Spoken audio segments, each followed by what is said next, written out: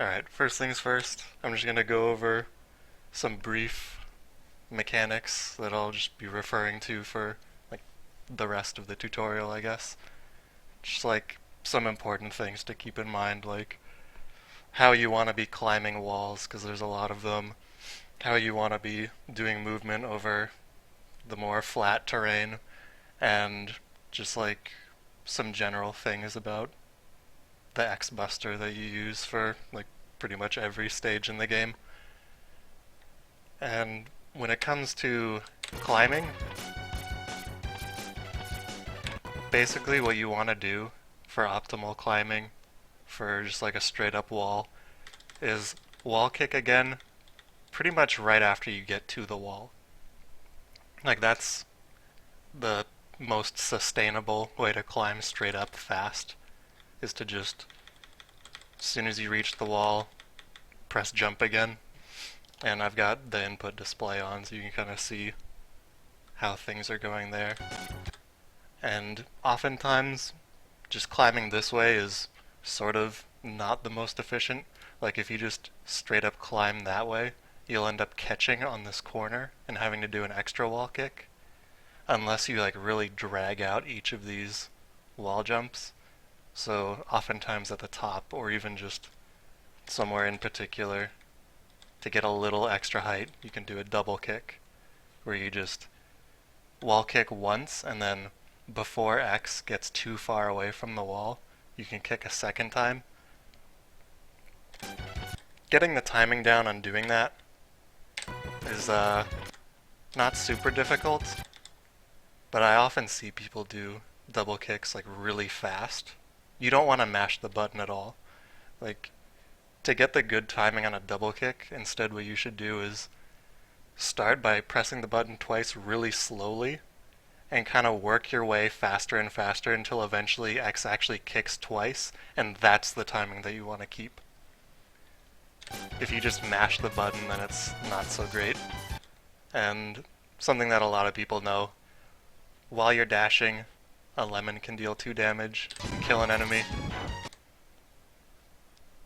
And but it's just the very first lemon that you fire from a dash. Of the 3 lemons that you have on screen, only one of them gets the double damage property. And it doesn't matter which one it is, as long as it's the only one fired from a dash. So for instance here, I fire one while walking, and then shoot this guy, it deals 2 damage and kills him anyway. So as long as you know which lemon is the dash lemon, then you can kind of make sure you're damaging things properly. It's really not that difficult to keep track of, but it can be kind of weird at first. And let's see, movement. I guess what you kind of can do is just dash along the ground, and that's not ideal for a few reasons. First of which is that when your dash comes to an end, a dash lasts about, I think, 30 frames. When a dash comes to an end, you get put back into a walk cycle immediately. So what you would want to do is release the dash button and then repress it, and you ideally would only have the button not being pressed for 1 frame.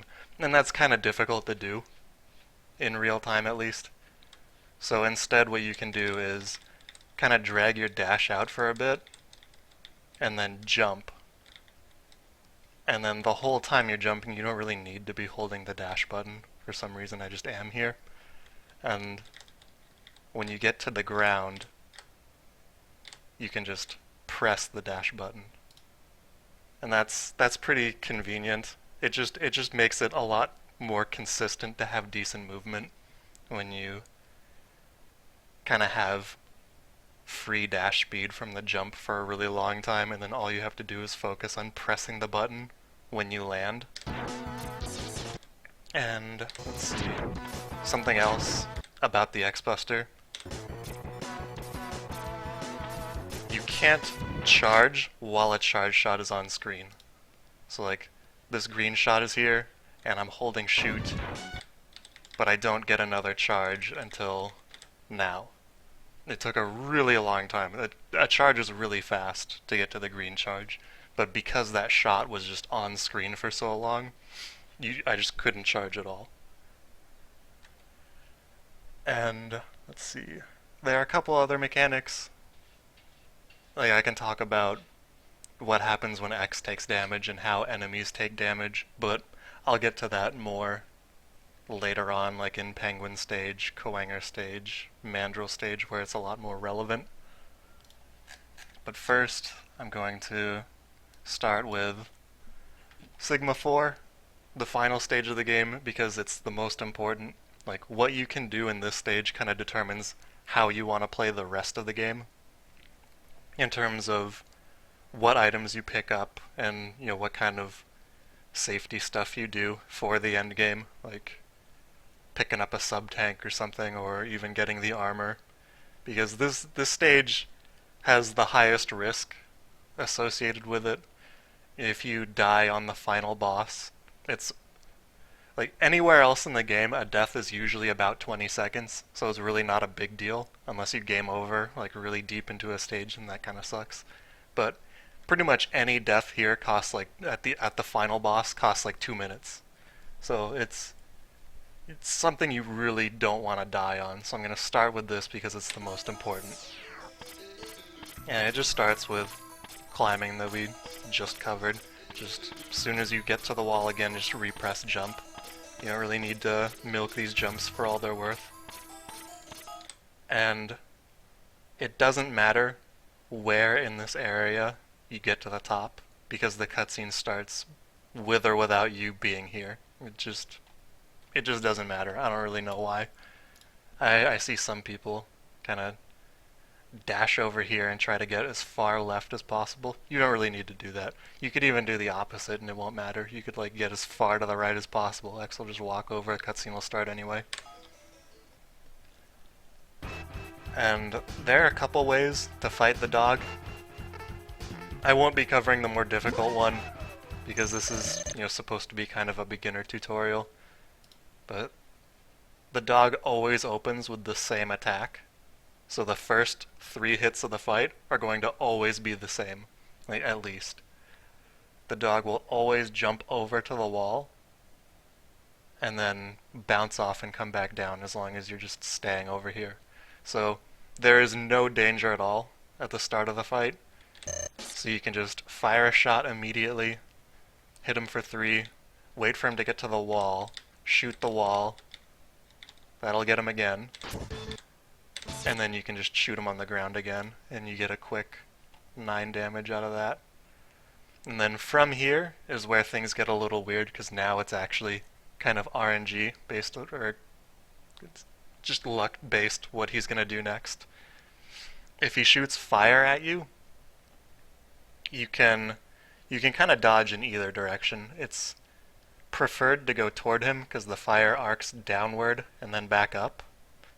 So if you just get inside that arc, then you're not going to get touched, and you'll also be able to hit him pretty much point blank for free. But going away also works. He can also shoot little balls, and they kind of arc the opposite direction. He'll shoot several, and they'll kind of spread out. So what you can do there is get near him, but not super close. If you get right up near him, then the balls will just hit you immediately as they come out. And you can also stay away and kind of let the balls come in between, or just get in between them as they come down. That's totally okay too. And he can also jump. And if he jumps, you can just kind of dash under him. It doesn't really matter. It's really easy to dodge a jump.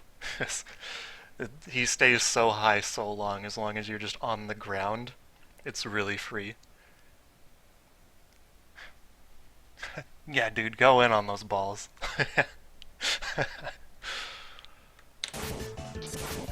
Anyway, your main goal, like, yeah, that's exactly what I was talking about. If you're really far away, you don't have to try to get super close. You can just stand where they're not going to be. The attack follows the same arc every time, so once you've seen it a handful of times, you'll be pretty familiar with how it goes. But rather than trying to just do this fight fast, I would suggest trying not to take damage in the fight. So if you manage to not take damage here, you kind of buy yourself a little wiggle room on the final boss. And yeah, the real hidden tech is to never go on the wall. Staying on the ground is really nice. If you go up the wall, then that'll kind of bait the dog into jumping on the wall, and if you go higher, then he'll kind of chase you up, and it gets really weird. Like, the dog kind of follows a similar pattern to what Sigma does when you go on the wall, except with Sigma, you exploit it a lot. Sigma's another one that starts with the same move every time. He'll always come at you and try to slash you with the sword. So you just fire a spark at him immediately and go to the wall. And what I like to do to get the spark shots on the wall is I like to do a dash jump. It's not actually necessary. I like to do it for the spacing, so that way the spark is like on the edge of the wall. Sometimes if you're closer to the wall, the spark is just farther inside, which makes it a little more difficult to hit him, in my opinion, but you know, whatever works for you works. And depending on what Sigma does here, he can either block or just stand there. That'll determine when you want to fire the spark. If he blocks, you want to delay it a little bit. And if he's just standing, you want to shoot it faster.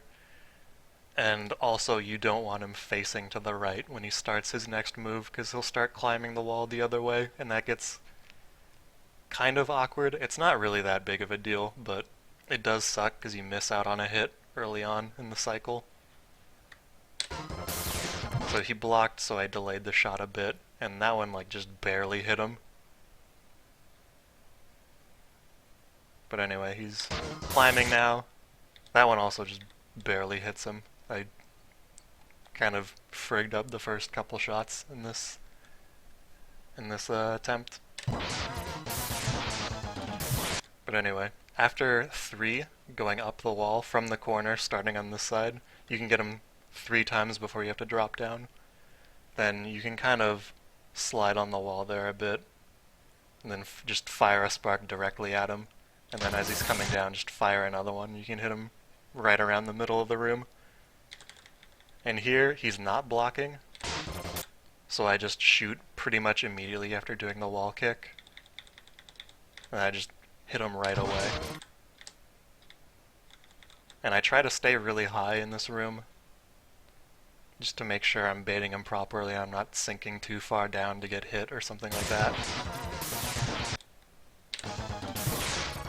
And if you keep him looped properly, like that time he blocked, so I delayed the shot a bit and kind of just held the jump for a while.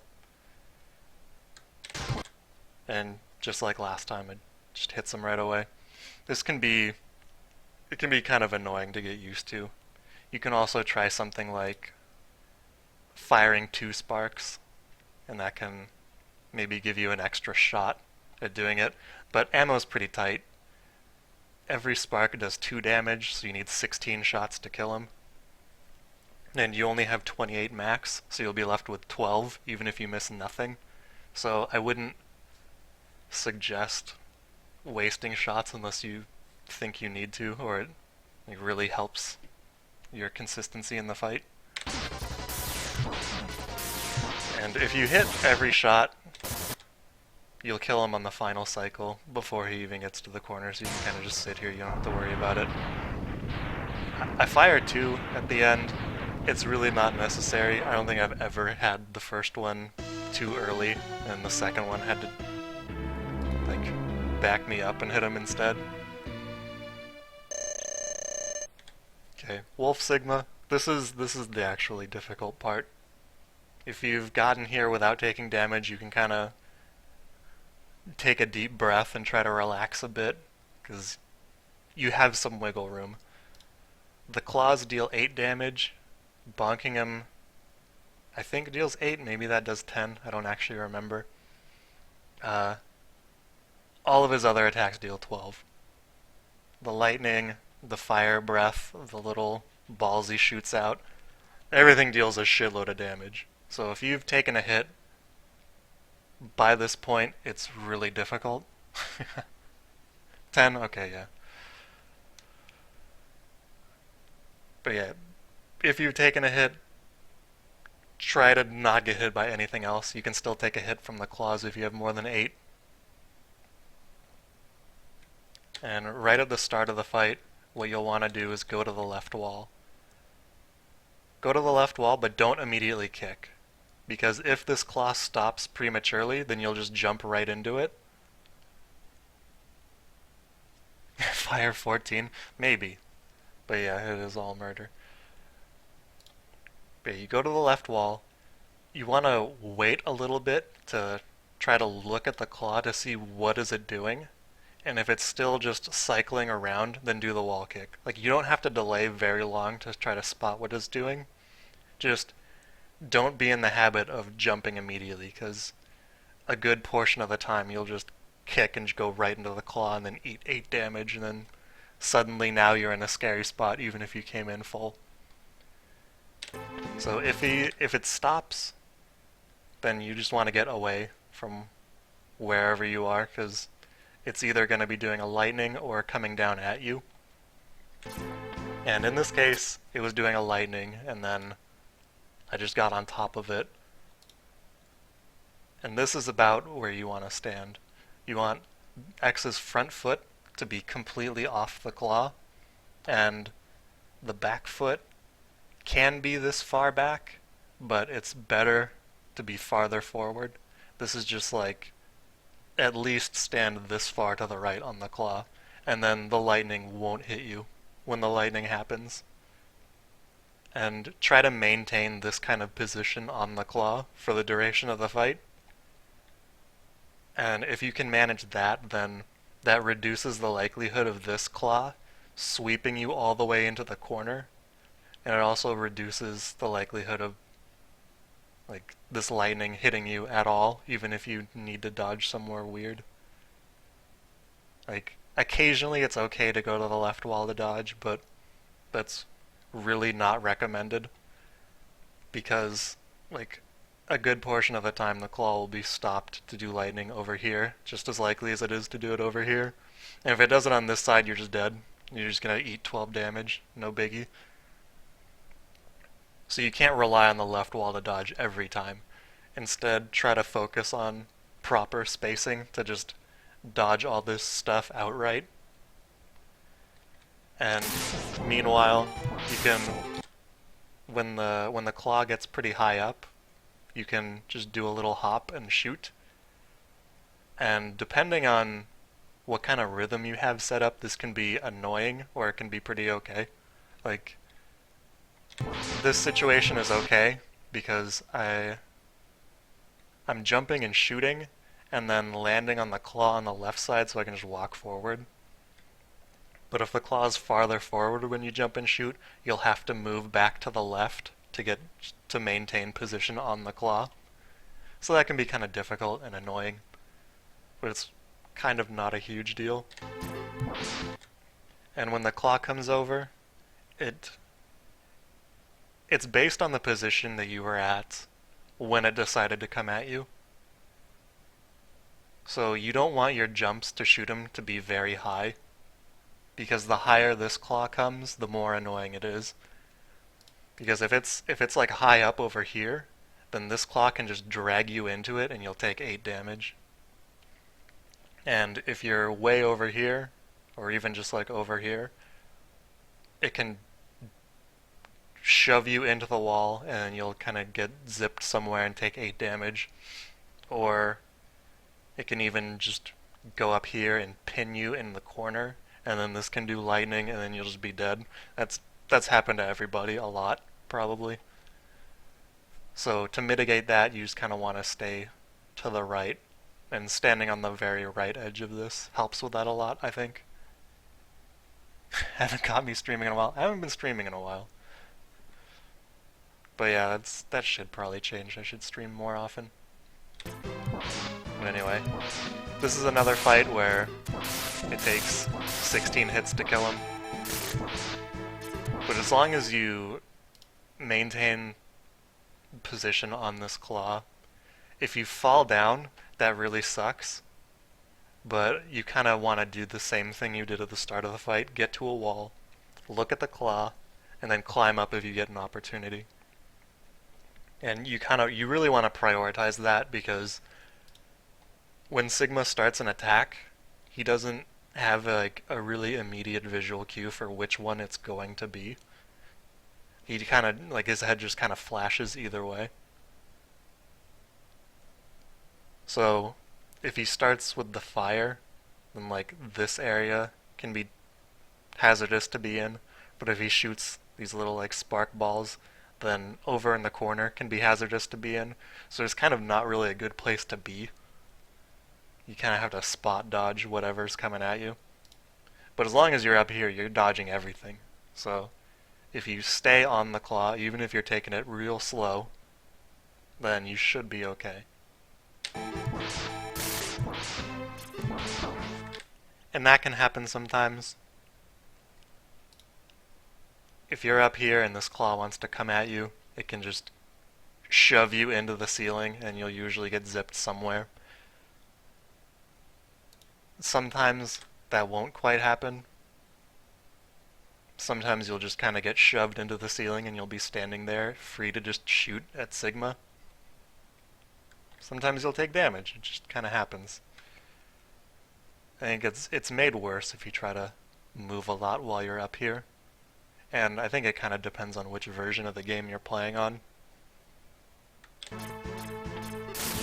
But yeah, once you get hit, you have invincibility frames for a second, so you can make use of that however you want. I just climbed up and shot him for the final time because it didn't really matter too much. And, hang on. Just remembered something I should probably mention.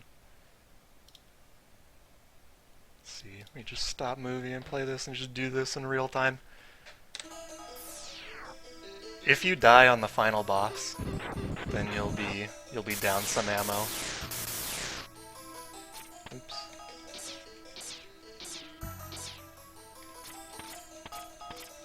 And if you don't game over, you'll want to farm this guy right here. You can do that a couple different ways. The way I see pretty commonly is to use Rolling Shield to do it. And then you can just kind of sit on top of it. This isn't necessarily ideal, because in order to check what your ammo's doing, you either need to listen for the sound effect of the weapons not filling up anymore, or like I guess the lack of sound effect of them filling up, or you need to pause to check on the menu. And you'll also need to pause to get off of the weapon to get the ice in order to farm, or not to farm, to fight the boss. Instead, what I like to do is I'll get around this little spot in the wall.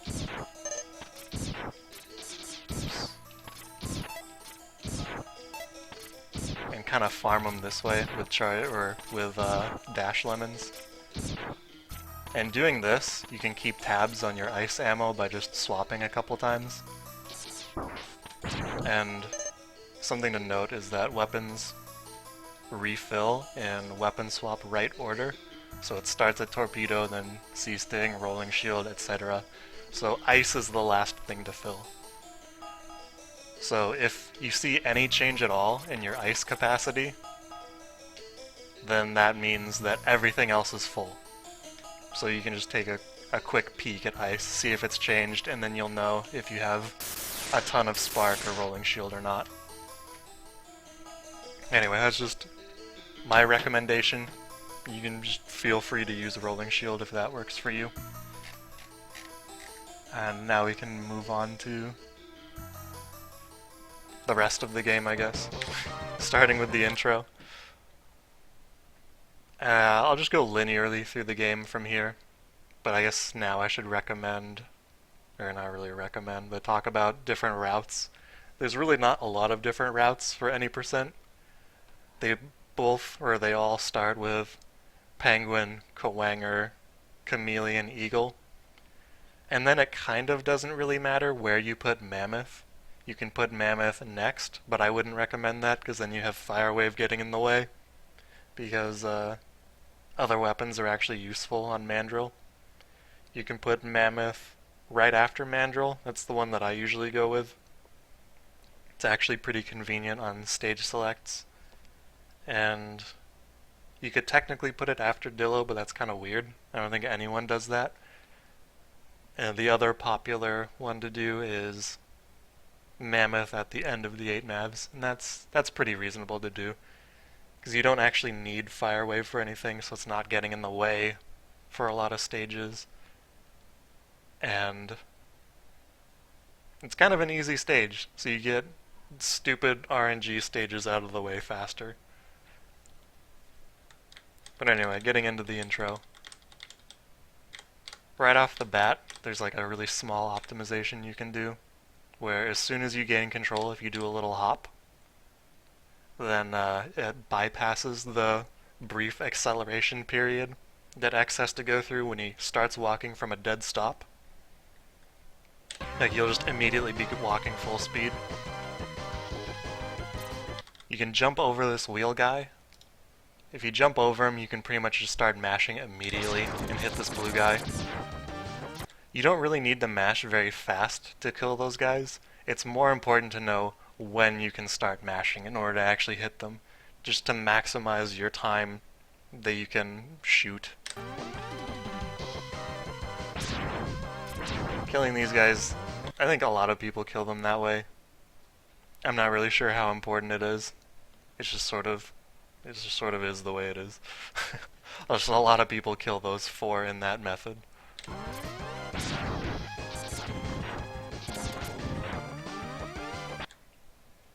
And for this next blue guy coming up, in front of this little post is where you can start shooting. Like, you'll see I've already shot, and I'm, about at this little thing in the ground. And that blue shot hit him. And pretty much exactly the same on the next one. You can start shooting there. They kind of have a decent amount of health, but you don't really need to mash that fast to kill them.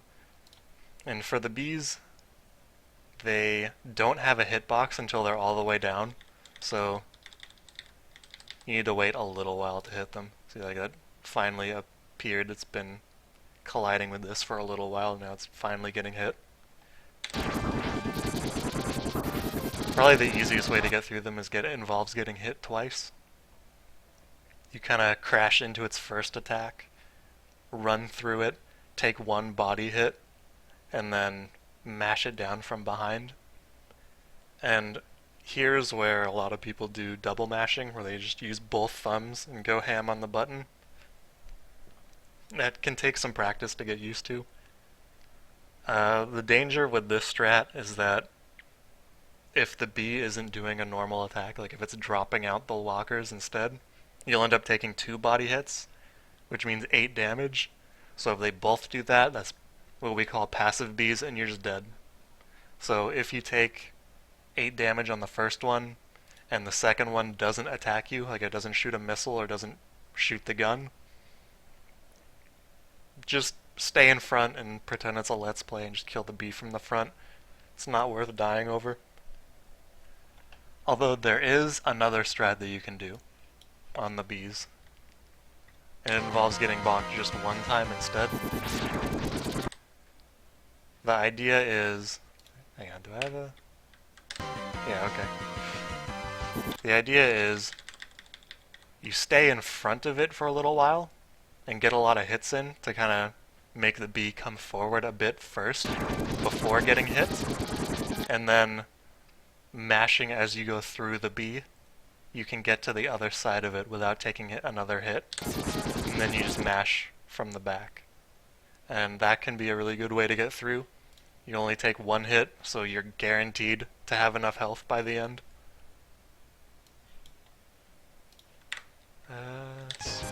Yeah, okay. Where am I? Yeah, this is just up to the second B. Second B is just more of the same.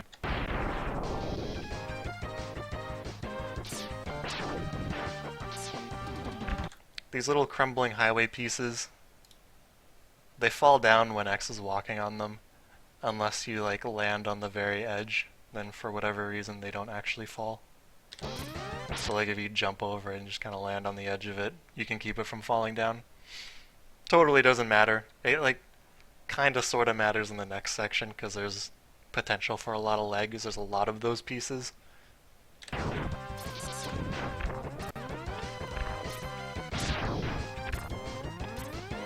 Like, you want to land on this one and then carry on from there. Because if you just walk across, then all three are going to fall. If you make this one collapse and then this one collapse, then the middle one also will collapse. And just doing that kind of causes a lot of lag. As you see, there's all this dust that has to appear, and then now you have a moving object that needs to be kept track of, rather. And when you're walking down a slope, X actually moves slightly faster, and you can carry that velocity with you when you jump. So walking down to the bottom here and then jumping, you kind of just keep a higher speed a little longer. Sometimes those guys drop health.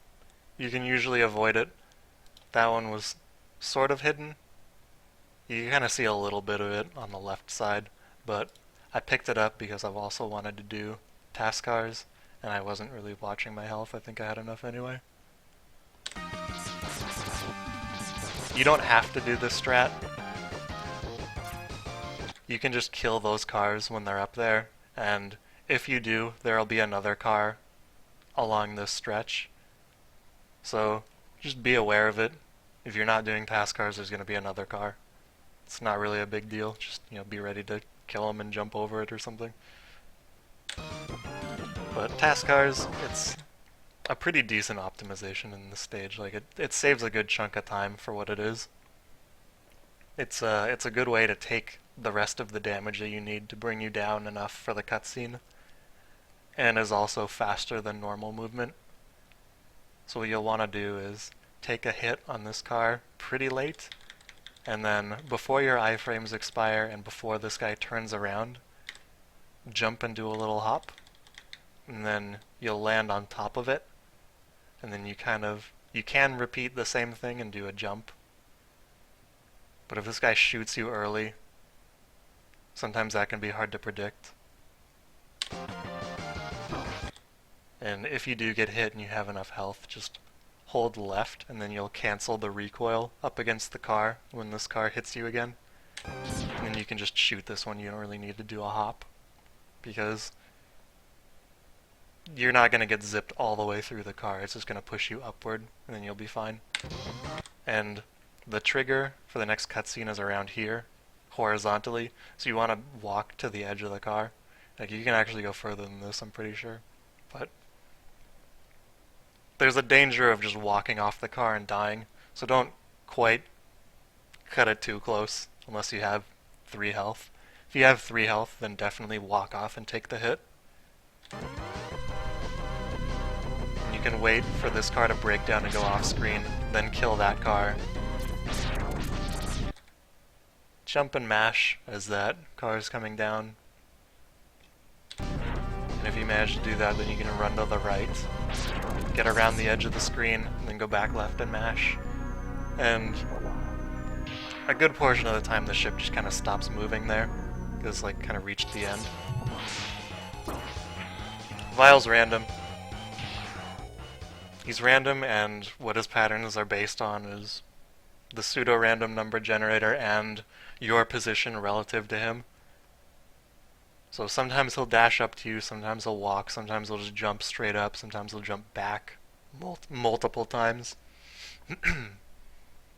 It's kind of annoying to do attempts in, but it doesn't really matter too much in races. Like, everyone usually gets a crappy intro for one reason or another. Anyway, the rest is just cutscenes, so we can move on to Penguin.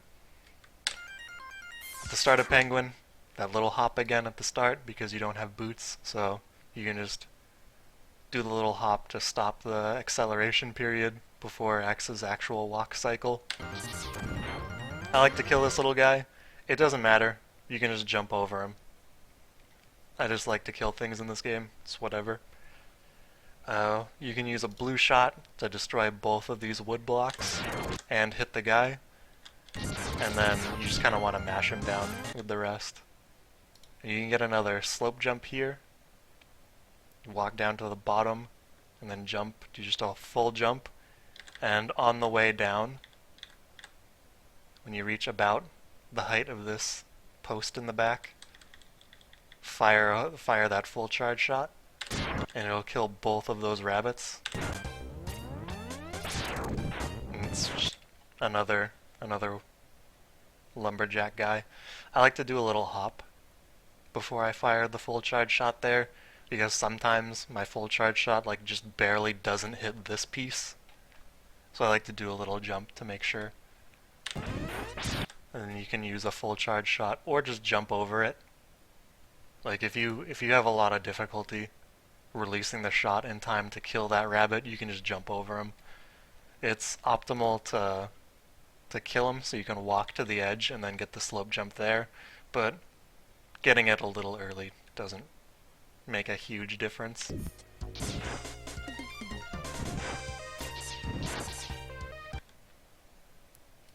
And something that I see a lot of people do here is they'll just hold right and walk off all of these little ledges. That's not ideal because when X walks off a ledge, he's stopped for a frame when he goes from walking to airborne, but while he's walking there's no penalty for jumping. So you want to jump off all these instead. And if you jump high enough here, you can get around this corner, and that'll also get you on this slope faster, so you'll have slope speed for longer. So it's nice. Just like a really minor thing that's not actually that important. Here's another free slope jump you can do, just right there at the bottom of that slope. And here's one that you totally don't have to do. Because you keep your momentum when you jump, you can actually turn around on a slope that's going upward and then jump and then turn around and keep that higher speed. But that's kind of difficult to do in a way that actually saves time, so you really don't have to do this one. Like, I wouldn't recommend new players to actually do this, but I'm showing it off anyway. And over here, I like to charge up here to kill this guy. Pretty much everyone does that. You could technically do it with lemons, I guess, but that would be more difficult. And height isn't really an issue here. So after you jump off this, just kick off this as soon as you're aware that you're close enough to it. There's another slope jump that you don't really need to do. And this one's actually somewhat important. Another thing to note about slope jumps is that they give you extra height, and that gives you enough height to actually reach this in one jump. And you don't have to do it from really low, you just can. Like, it's better to do it from down here, but if you just walk to the top and then turn around and then jump, you'll usually get the slope jump, and then it's really easy to get up here. Like, I often see people starting out, going all the way over here, and then trying to do this jump. This is actually, like, more difficult to do than just doing the slope jump, in my opinion. Like, especially if you start the slope jump way over here. Like, you can just let go of the D-pad for a while and just go straight up really high. And there's just more wheel guys. You can just jump straight up. You don't need a slope jump or anything, just jump straight up and then kick. You don't need to utilize this platform at all.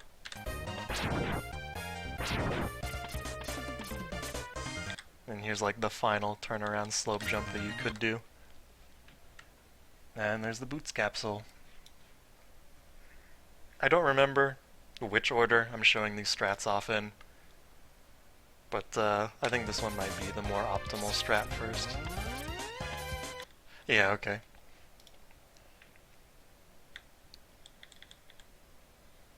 To get through this area smoothly, like ideally you don't stop at all, so that's why they call it the no stop hallway.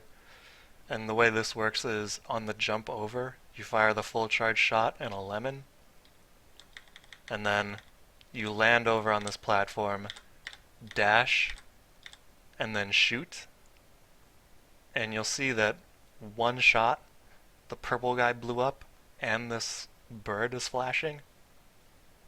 They both took a hit from the same shot because all of their hitboxes were overlapping. So multiple enemies can be hit from one shot. So that's the idea behind that strategy.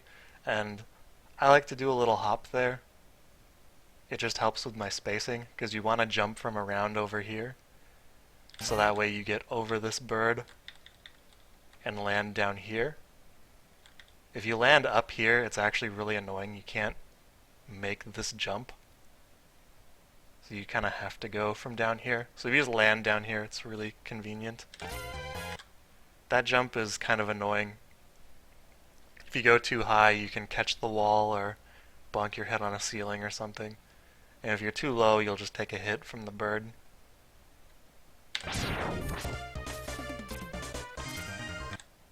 Oh, I guess here's another turnaround slope jump, but you use this one for the height instead. You don't have to do this. You can just kick off this barrier. It really doesn't matter. And then get into the ride armor. There was something else I wanted to say about this.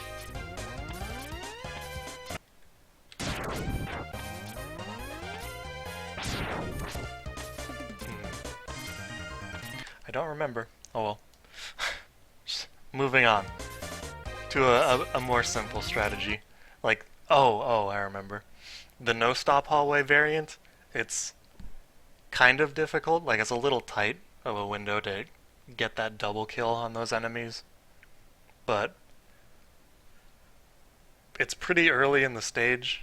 Or I guess it's at like the midpoint in the stage. And everything before that is relatively straightforward. So you generally haven't taken a lot of damage yet. And the rest of the stage isn't horrible, but there are a lot of enemies that could possibly drop health for you if you need it. So the no-stop hallway is actually kind of a nice, like, entry-level, like, mechanics check for a player. Like, if you can nail that, then your movement's getting pretty solid. And you can tell which direction you've failed it, if you fail it, based on how much damage you take. Because the purple guys deal 1 damage on contact and the birds do more. So if you fire too early for the killing shot, you might only hit the purple guy, and then you'll just crash into the bird. And if you fire too late, you might kill just the bird and not the purple guy, and you'll take 1 damage.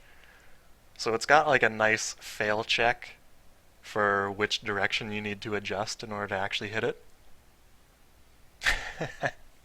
I'll never register for this. I'm just showing off everything that you can do. Like, just strats to keep in mind that you can play around with. You don't necessarily have to go for all the cool stuff. Like, I showed that one first. That's just the order I recorded them. And, you know, some of these I've forgotten what order I recorded them in.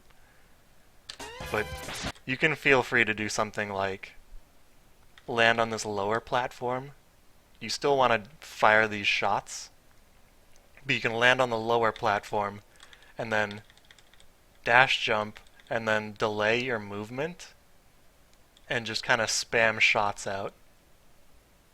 And then you can kill everything pretty much and just move on through. And yeah, there's a lot of stuff on the wiki and on YouTube and shit, but yeah, I can go through and explain verbally a lot of stuff as well.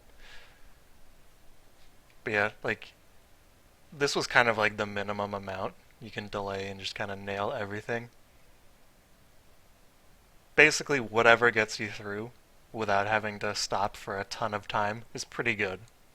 Ideally, you don't stop at all, but if you stop for 15 frames, it's not the end of the world. Like, feel free to go ahead and do that if you need to.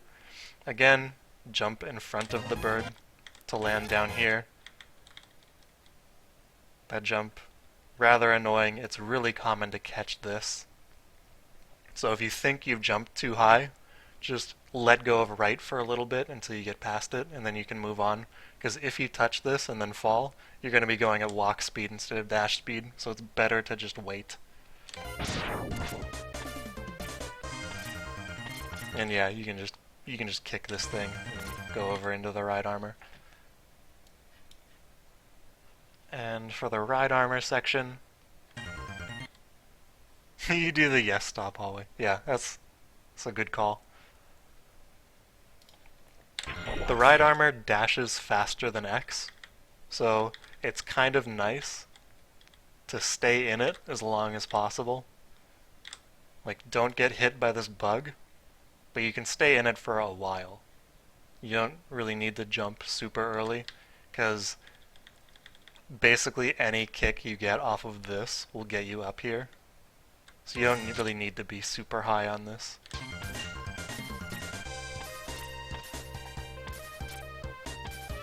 And here's another turnaround slope jump you don't have to do. You can just kick the side and get over. It's really not a big deal. Hang on. Let me show the other one first. The other one's the easier one. I'm pretty sure. All of the strats start with jumping over this snowball and firing the blue shot at this guy. And then you can just kill him with another dash shot. You can either do it with the full charge shot or after. It doesn't really matter which. And from that you can hold a charge. Hang on, let me restart this real quick. You don't want to jump from the edge, but if you jump from a little right of center of it, you can land directly on top of it, but get damaged to the right.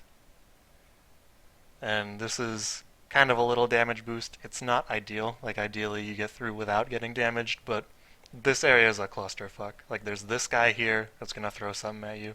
This guy here that's gonna throw something at you. This snowball is just gonna roll into you. There's a lot of enemies in a really short span, and they all have a decent amount of health. So if you're not comfortable with just killing all of these guys, just take a hit. Just take the damage boost. And you can jump through, and then you can use a full charge shot here, and it'll kill this snowball and hit this guy. And then you just jump up and shoot him again. You can also shoot a green shot coming out of here, or a lemon or something. It doesn't really matter too much.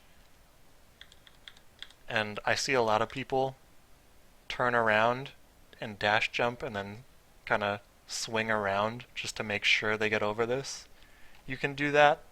It's not strictly necessary. You can also just jump straight up and then hit right. It's not a big deal either way.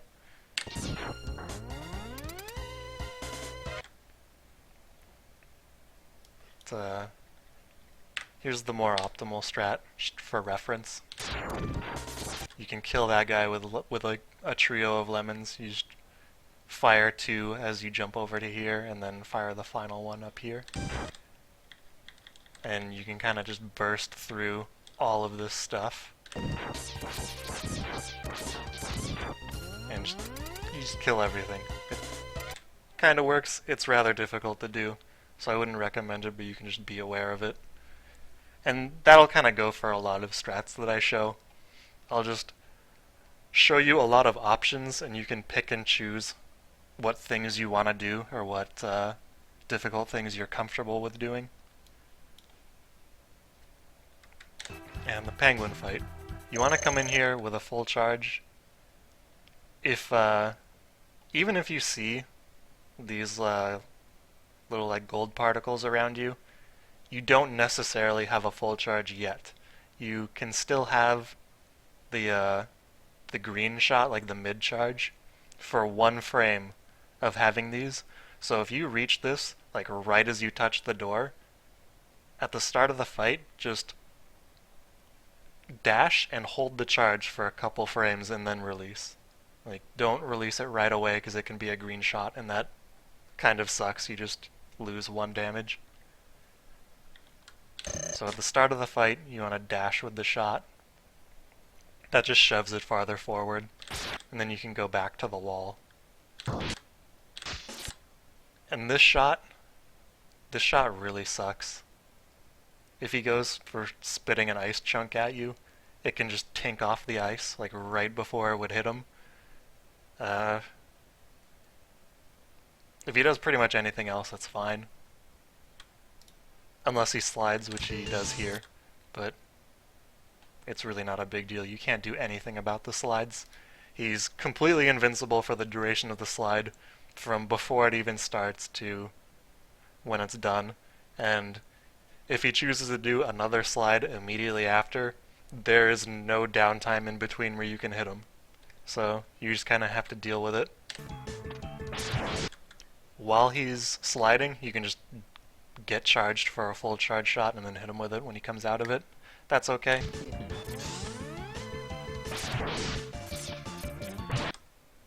If he jumps like that and you miss a shot, you can wait for a full charge shot when he comes down. I usually opt to just climb up and hit him immediately.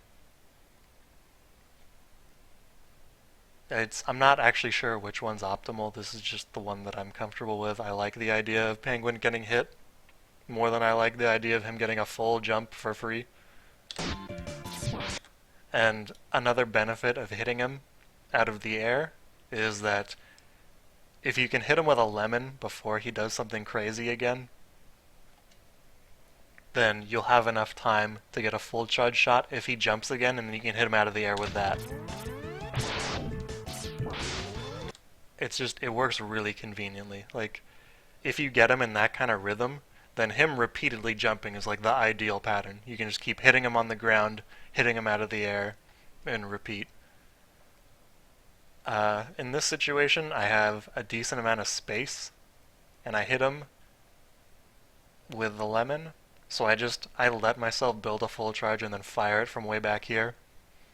It's technically better to fire another lemon and then have the next hit be a full charge, but occasionally he'll just start a slide immediately after this, and then you lose a damage out of that. So I prefer to just have it the other way, even though it's slightly suboptimal. And if you have not very much space to work with, and he's just kind of jumping and spitting ice chunks or whatever, it can be nice to just do back-to-back charge shots, even though you're not able to charge for a little while the shot's on screen. Yeah, and that's a double slide. It sucks. It happens.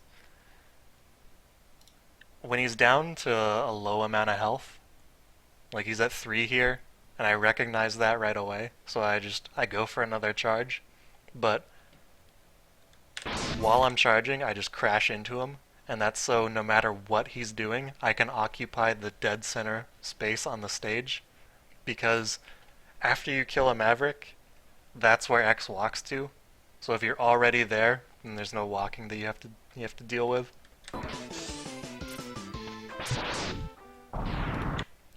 If I just turbo pass this, he just does a little like turn around or a little tweak, because I'm approximately in the middle. Like if you're way over on the edge, it kind of takes a little while to walk to the middle. Alright. Kuwanger's stage, this one in particular, there are a lot of different things that you can do. Like, it's got a ton of small optimizations in it. So this stage in particular, you can really pick and choose what you want to do. Yeah, all blue shot penguin is a decent starter, for sure.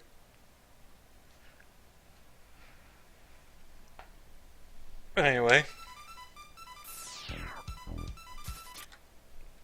for this ladder, I see a lot of people go past the ladder, kick off the wall, and then grab the ladder high. If you're gonna grab the ladder, it's better to just grab it outright. So don't worry about going to the wall if you're not gonna gap jump this. Just grab the ladder and climb. And around here, this is like the most annoying part of this climb, starting out especially. You want to get X's hands around like the bottom of this dark square,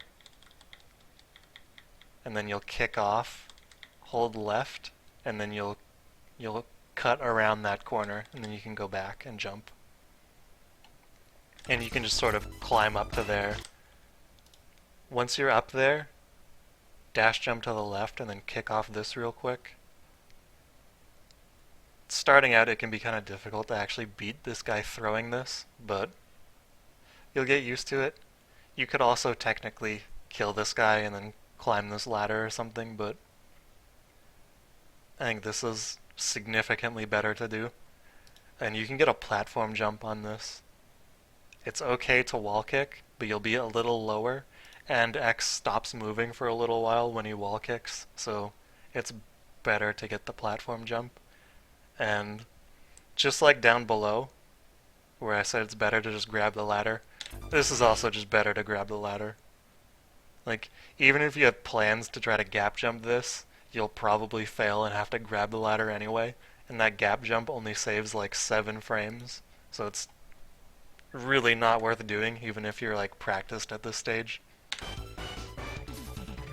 And at the top, you're just gonna be going to the right, so that section will come up next. This is just the same section, but with like all the bells and whistles that you could do, except right wall. I didn't do right wall in this, but that strat's really difficult. You want to like kick low here, and then kick really low and far away up there, and then you can barely get around that corner. But here you can kick off this wall, and then manually adjust X to be within the bounds of this hole in the floor. And he'll kind of pop up into it a little bit, and you can kick off of it. And that's what we call a gap jump. You can come over here and just free ball this gap jump. It's kind of annoying, and this ladder's really short, so it's not a huge deal if you fail it and have to grab it. And here's another platform jump you can do. Instead of doing like a second wall kick, you could also just land up here, dash jump to the right, dash jump to the left. That section's kind of difficult. Oh yeah, you can totally do a double kick gap jump on that ladder. You need to do it a little bit lower, because with double kick gap jumps, it's a little more difficult to space it properly, because the height factor also matters. With other kinds of gap jumps, you don't necessarily care that much. Hang on, which one of these? Oh, okay, yeah, here, I just continued on this movie. I was looking at my file names here, and I have like outside climb next. I'm like, that kind of skips a lot. Here's the laser damage boost. This is like the only actual damage boost in this game. You want to jump at this corner and then get hit by the laser, and ideally you cancel your recoil up against this wall right before you land up top. A lot of the times that's not going to happen. Instead, you'll just jump over, get hit by the laser, and you'll get the recoil animation up here. That's okay too, but this is just a bit faster. And dash along this platform, and you wanna jump from like as far to the right as possible. You can either jump really early and grab the ladder low, or really late and grab the ladder high. and then this next turtle, or like this first turtle rather, just won't shoot at you. He'll just completely ignore you. But if you jump in between, then you'll end up spawning the turtle early, and then he'll shoot it.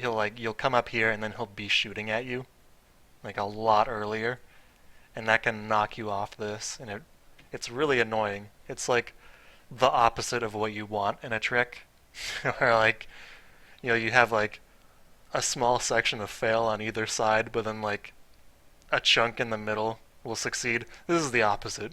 If you jump early, you're okay. If you jump late, you're okay. But everything in the middle, you're screwed. Yeah, these are the secret strats for 33. For the next turtle, to get past his missiles, I like to land on the edge over here, and then just dash along the length of this. And that gives enough time for this to get up and over me, so that way I can jump and avoid it. And just climbing up will naturally dodge the second one.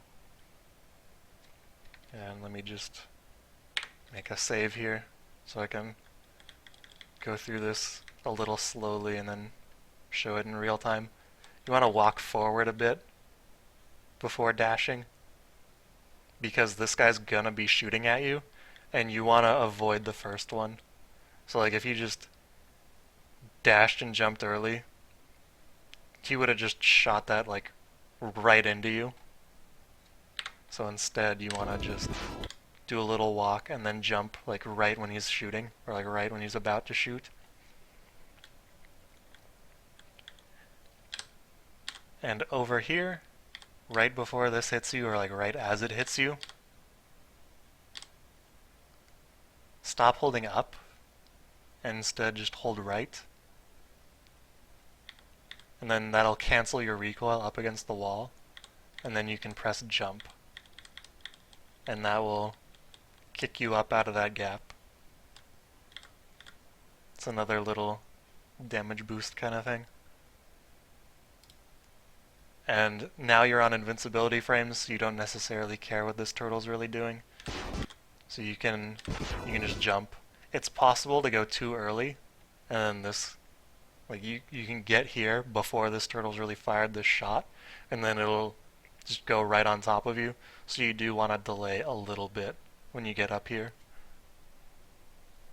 But usually it works out like accidentally being just fine. You don't usually have to focus on this too much. And for the elevator, you can take the boring route and just stand in the corner. If you get near the spikes and then jump and try to wall kick without touching the D-pad to move into them, then you'll get recoil and invincibility, but you won't take damage. And even if you're just standing here, this third guy is the only one that will hit you. And it'll only deal 1 damage, so you could actually just get to the corner and then walk away and you'll be fine.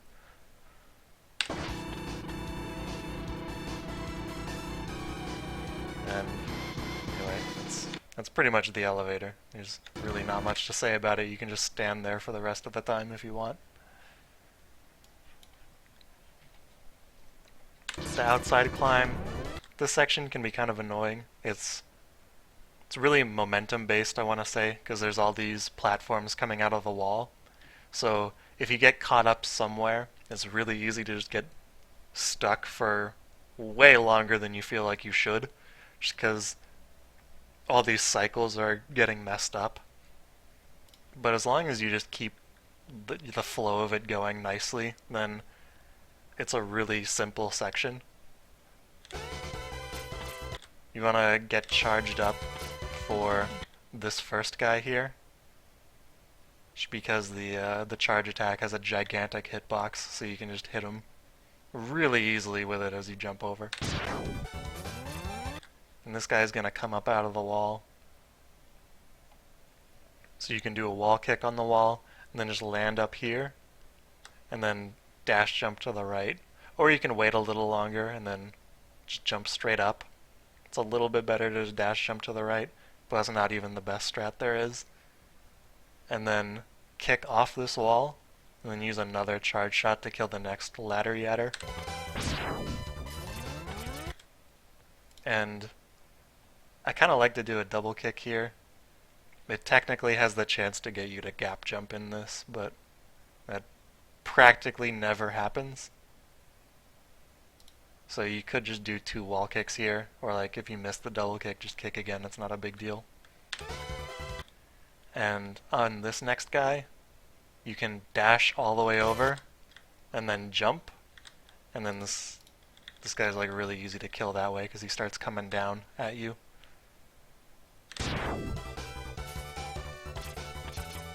And you can charge again for this guy, but that's a bit laggy. You could also just use lemons. 2 lemons will do the trick, but all it takes is 1 ice from pretty close up, and you can kill the guy. And the reason you need to do it from close is that it takes 2 hits. The first hit is like the main ice chunk, and then the first little piece will just hit him immediately.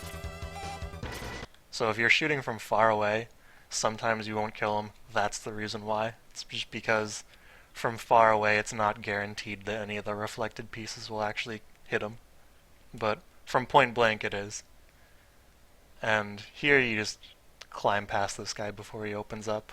It's not too big of a deal. But if you get stuck anywhere, it can be a nightmare. You have to like wait for everything to reset, or like even just climb back down to manually reset them. And here's that section again, or hang on, why don't I just show that section in real time without any pausing. Just so you can see like roughly how it goes. And this is the kind of thing you see a lot in older runs if you check out any of like, I don't know, Caleb's old VODs or something. Or even just, I don't know, anything from like 2014 and before. And this is the section with all the more difficult stuff included. Like you can gap jump this ladder. It's kind of annoying, but it is possible. And if you dash over here fast enough, you can get a dash kick, even though you're not supposed to be able to dash jump off these guys. So what I think happens is you're just close enough to the wall that you're just able to dash jump off of it. And this will also push you outward a bit, and you can get over to here to kick off that. Land up top because you're really low, and then just jump over. It's kind of difficult, but it is pretty fast. It saves like 1/3 of a second or so. And this guy, you don't have to do the dash over, you can just jump and then fire the shot about when you get to the ladder. And it should kill the guy. Sometimes it won't. It's probably just your fault, but you know, if this is difficult for you, just do the method where you dash up. It's not a huge deal. It's pretty much the same there. You can get a gap jump here by doing the first kick normally, and then tapping the D-pad just slightly to get a 7-pixel kick off this wall, and that will line you up vertically pretty much perfectly to get into the gap without any manual adjustments needed. But 7-pixel kick gap jumps are used most often when height isn't a factor. Like you don't need to double kick to get the height to get in, and when you're not at dash speed. If you're at dash speed, it's really hard to time that correctly, but since you just kick normally off the wall the first time, you're going slow enough that you just do a slight tap and you'll be at the right spacing. And you know, the top here is same as always, it just requires 2 wall kicks. Pretty much no way around that. Right. The inside climb. This part, is as hard as you want to make it, pretty much. Like, you can wall kick off of everything and not really kill anything. It's not ideal. Platform jumps are better, as I described before. Like, here, look at how long X is going to just sit here when I start this wall kick.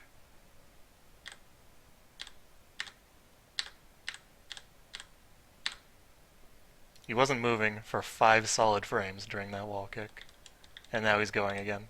So if you get the platform jump, it's a bit better.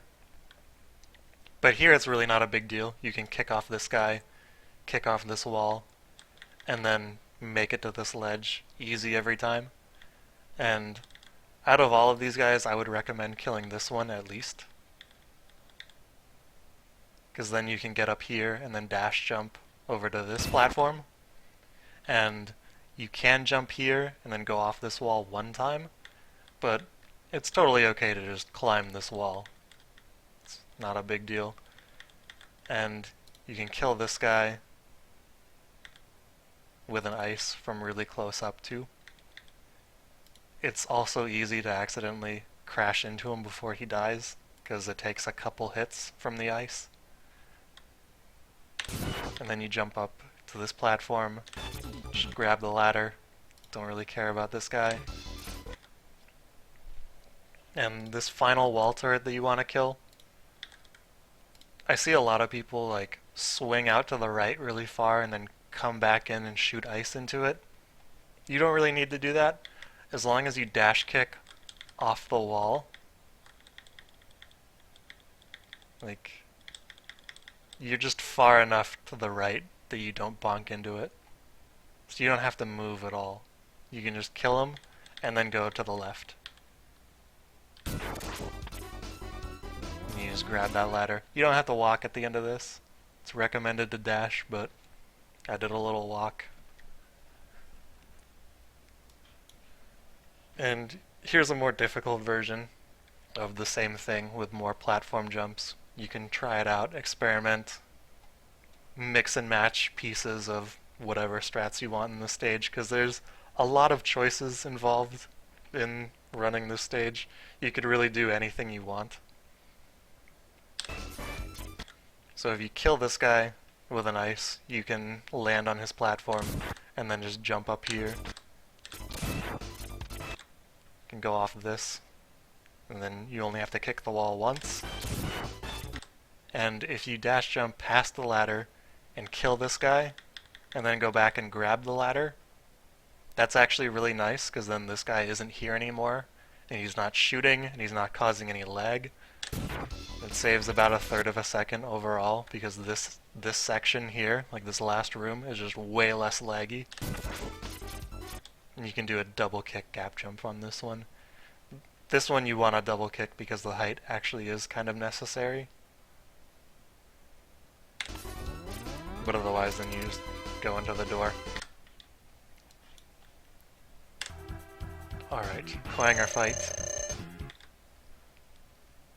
First things first, just like on the penguin fight, you want to kind of dash with the charge shot if you can. It can be a little weird to time, it doesn't matter that much, because it gets him hit a little faster. Here I was just walking, that's okay too. It's still pushing it a little to the right, it's not a huge deal. And after that you want to get to the right of the center. Like, standing in the middle works sometimes, but when he's coming at you, it's just determined by luck whether he's going to stop short and do a different attack, or teleport or something, or carry on and continue for the grab. But he'll always go for a grab for at least a little while. So to guarantee getting him into the grab loop, you want to just get as close to him as possible. I usually end up standing around here, just like in between these two little red bits below the floor, like this area in the background. And when he tries to grab you, you can just jump. He can't grab you out of a jump. I don't really know why. And then once his iframes expire, You can hit him with the mid-charge shot, and that deals 2 damage. You could also do a dash lemon, but you might also be causing yourself to move, and that may or may not be a bad thing, depending on how practiced you are at it. And something to note is that this lemon came really late. You want the lemon to be later. You want to shoot the shoot the green shot, then shoot the lemon. Like really deliberately space those out, because if you try to do it really fast, the lemon will actually come out in front of the green shot, and you can hit him with a 1 damage shot instead of a 2 damage shot. And it's just like something to note, I guess. And he'll come at you again to grab you. He'll stand in front of you, jump, and you can repeat that until he's below half, at least. Like here is like the crappiest that can happen, is he just starts teleporting immediately, pretty much at half. You can loop him for the duration of his health bar, but it's just up to luck whether you get that or not. And from here, he won't teleport on top of you. If he does teleport on top of you, it's because he chose where to teleport to first, and then you walked into it. So if you just stand here and keep hitting him, he'll like never get you. Like he'll teleport close and try to grab you, but he'll never actually go on top of you, unless you're in the corner and then he like wanted to go to the right of you or something. But as long as you're like out in the open, in like this general area, you're pretty okay to just stand still. Just turn around and shoot him when you get the chance. And there is one slight minor optimization you can do in this fight. It's a little awkward to do, and it's like really luck dependent. If he's in this corner, or in this corner, just if he's in a corner and then he teleports, you can take his corner and then try to hit him with a dash lemon. Oh yeah, I had to set this one up twice. So he's teleporting this way, guaranteed.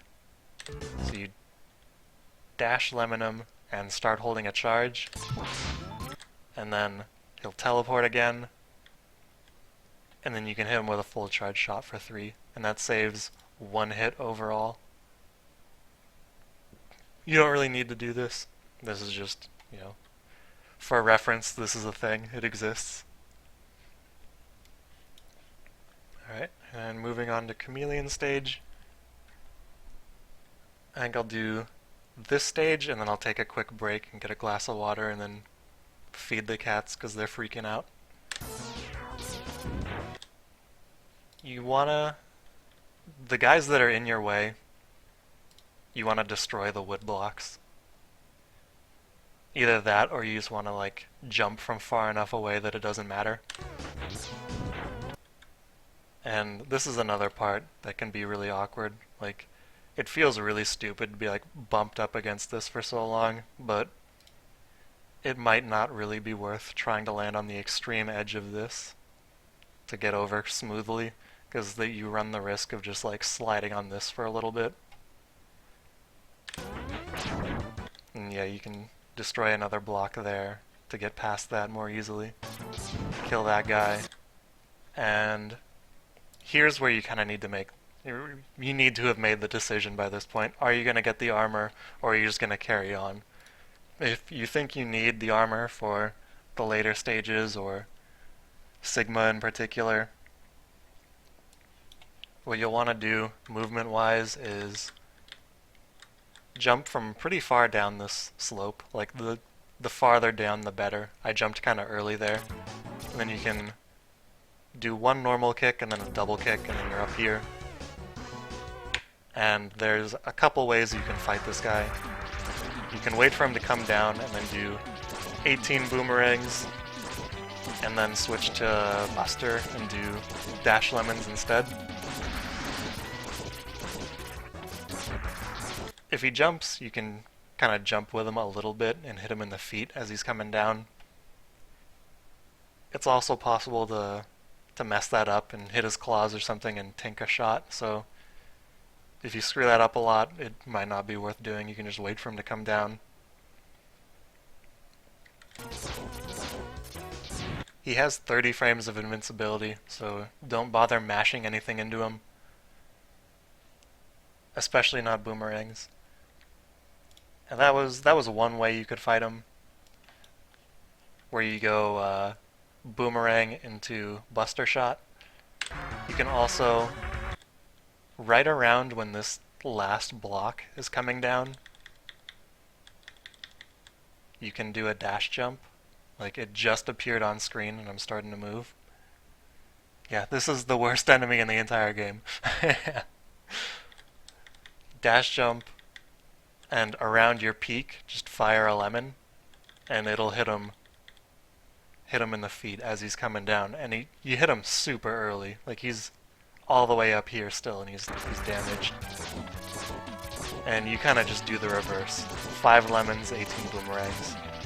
You still want to count your boomerangs anyway, to make sure that, like, you don't tank one and use too many on accident. But anyway, back to the actual stage movement. And after this guy dies, the capsule comes up from right here, so don't stand in the corner. I just wanted to have the boomerang orbiting around.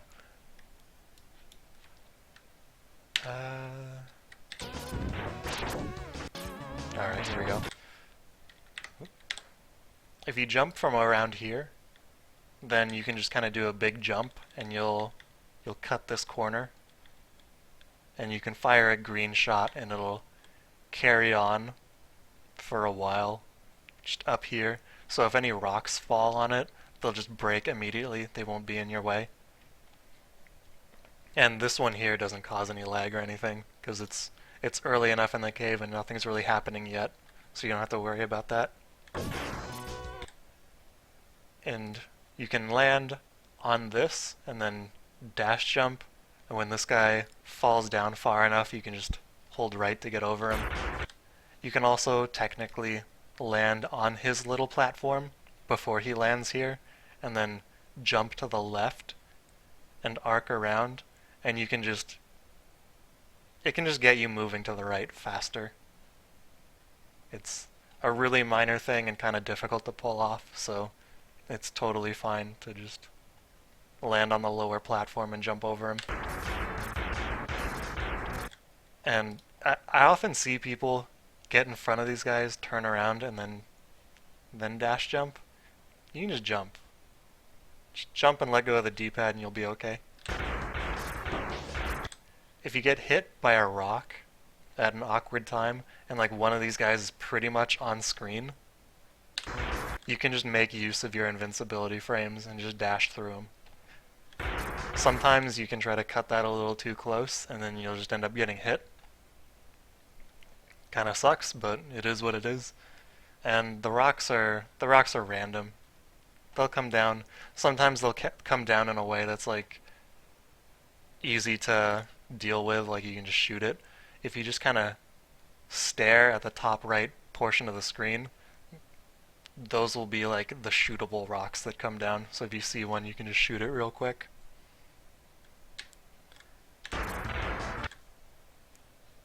The jump over this last guy is actually, I think, the most annoying one. Because sometimes you'll land on this platform, sometimes you'll land on this platform. It's like a little inconsistent. So if you try to time your dash jump for landing on this, and you land here, you'll just be walking, and vice versa. Like, if you land on here, but you were thinking you were going to land here, you'll just be walking. It's just a minor annoyance. This last rock is the most demoralizing one to get hit by, because it's right at the end. You're home free, and then you get hit anyway. You don't have to kill that guy, I just like to for fun. You want to be a little bit up this slope before you jump.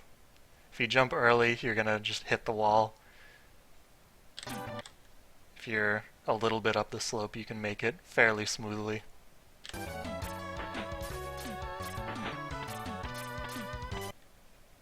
100% you grab this one up.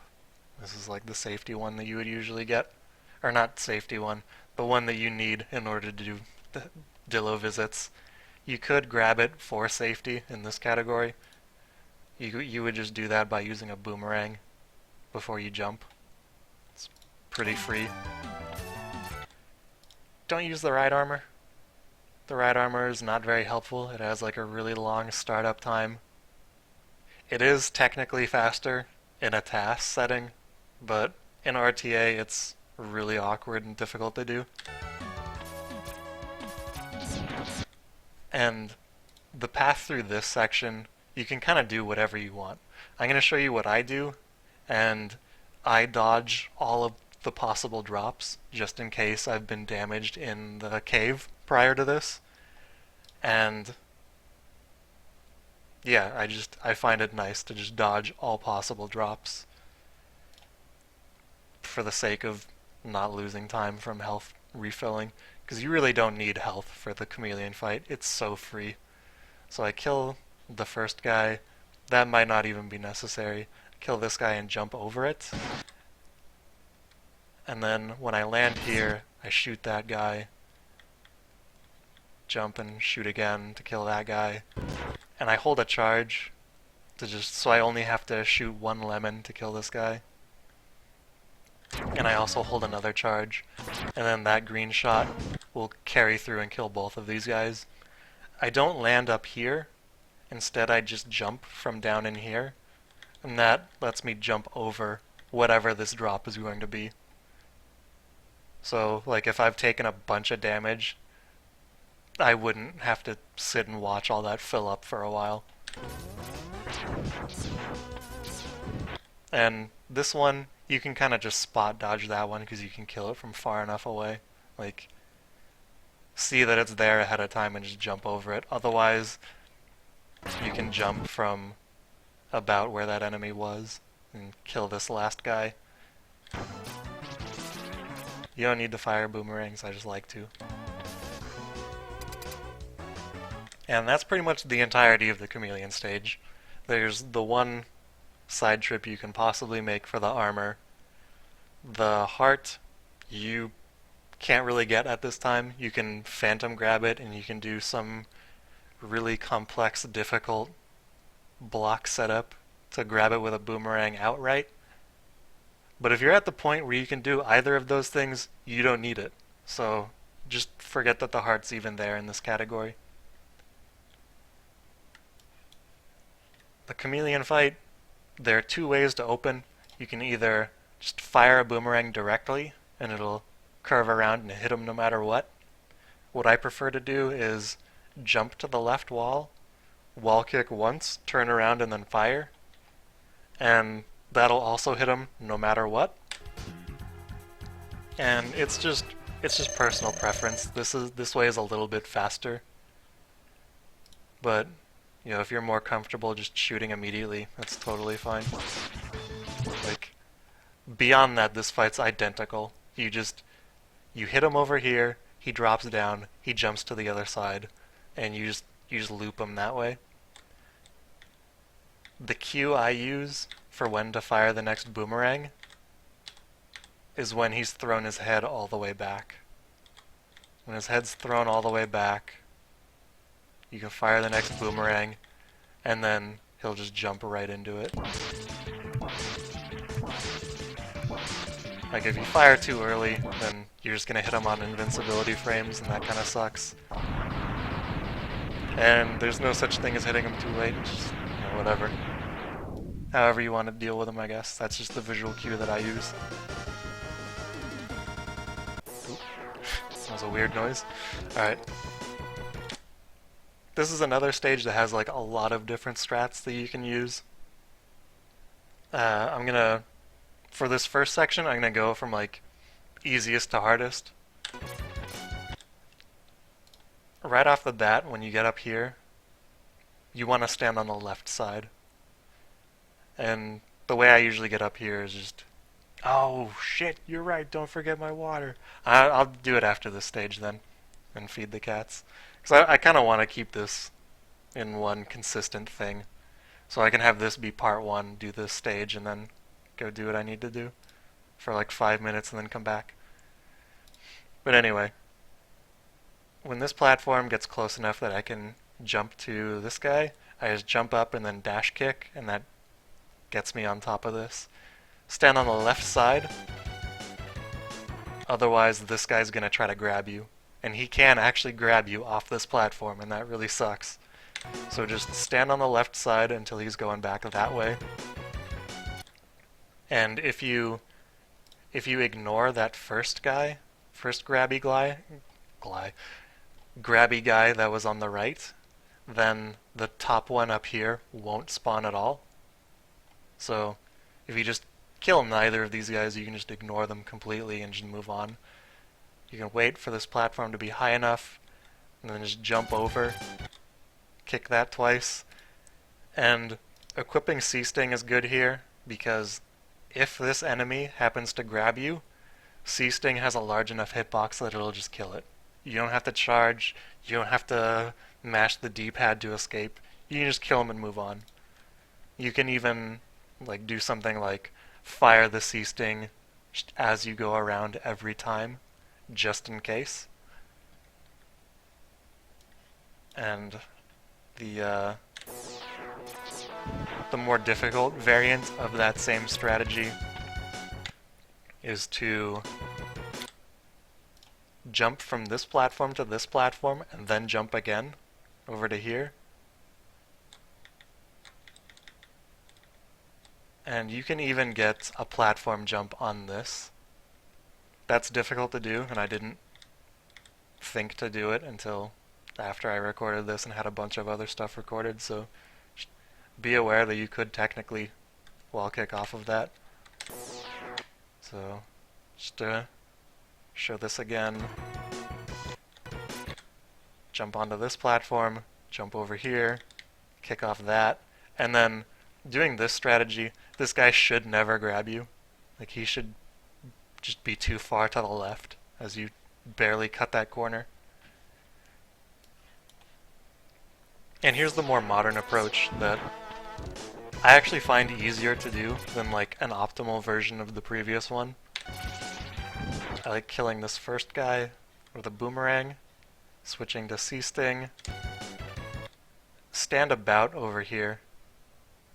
You can stand farther to the right, but I find that if I don't hit dash and jump on the same frame, then I'll end up like falling off and getting a slow wall kick instead of just getting a dash jump, which is what I want. And about when this green platform goes off screen, you can jump out and kick the right side of that platform. Kill that enemy during your wall kick, and then just climb up pretty much as normal. And it's super laggy, but slightly faster. This is the accepted beginner strat. No. This is just a strat to be aware of. This exists. You don't need to do it. I'm just showing off all the cool stuff. If you want to do it, you can. Anyway, moving on. The sub-tank in this stage is actually pretty easy to get, and it's not that far out of the way. Shooting from around this little line will kill this guy in one lemon. You don't need to charge up, you don't need to do anything fancy. And then you can jump from also about that line, and you'll land on this. What about grabbing the UFO? That's the wrong category, man.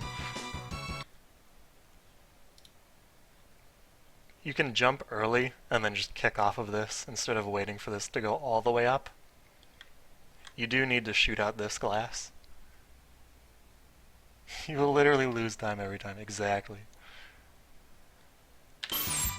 And the easier way to do this is just take the damage boost. And you can get the sub-tank. I like to land in front of the sub-tank and then dash. If you have like a long dash up to the sub-tank, then you can be in a situation where when the game suddenly resumes, you don't have very much time in order to get your jump right away. So I kind of like this version where I land in front of it and then dash, because then I have like all of this space to start my jump. And depending on your exact movement, there'll either be a turret here or there won't.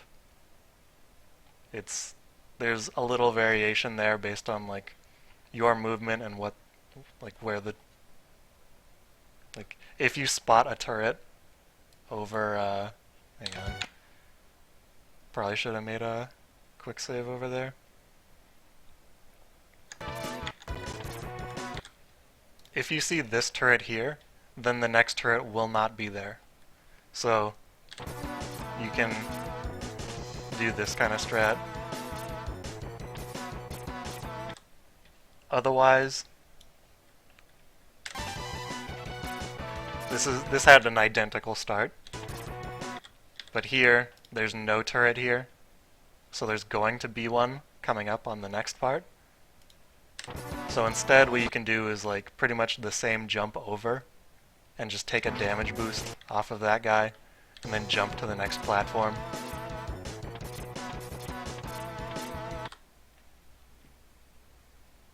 Gotta grab the UFO and jeez friggin' EAB.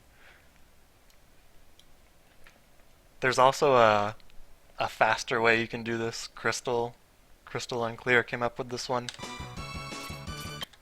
You can switch to ice, and when you're in this little square here, dash and shoot the ice. All of the pieces will hit, and then you can kill the guy. This stuff breaking apart causes some lag, but the recoil animation is like 30 frames, and this stuff here causes less than 30 frames of lag, so this is a bit better. And you don't have to shoot out the glass on the other side, because it's just broken. And in doing so, these turrets are going to be in different spawns. Well, like, different positions, rather. This one's obviously still going to spawn, because this is the first platform you see. But by the time you get to that blue guy, these platforms are already spawned in memory, all of them. And they move on fixed cycles, so the cycle's going to be a little different. If you do like a short jump, you can land on this platform. You can charge up. This guy's going to be here. You can kill him. And you could just do the damage boost and do exactly the same strat as before. But you can also walk along this platform a bit and then just jump clean across to this other one. And it's just a nice little optimization on getting the sub-tank. The helmet's down here. You don't need it. You don't need it at all for this category. It does nothing for you. There are a couple variants you can do if you don't want to get the sub-tank. You can just crash into both of these blue guys and also take a damage boost off of this. If you're really worried, there's a big health at the end of the stage, but it should be fine. Like, Eagle isn't really a big concern considering only 2 of his attacks actually damage you. And if you're not a fan of taking a ton of damage, you can... I got no save state.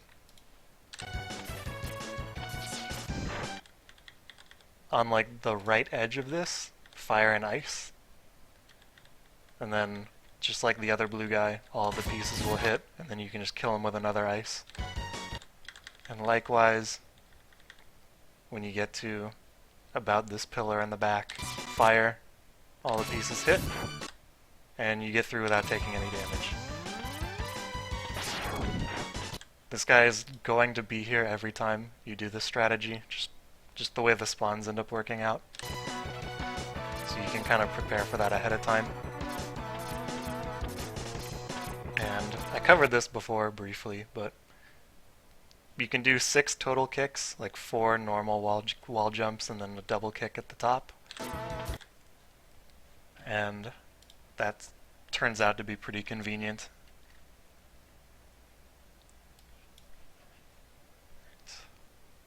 Also, I don't know why, but X's front hand always disappears at the start of a dash until you have the Buster upgrade. This game is weird.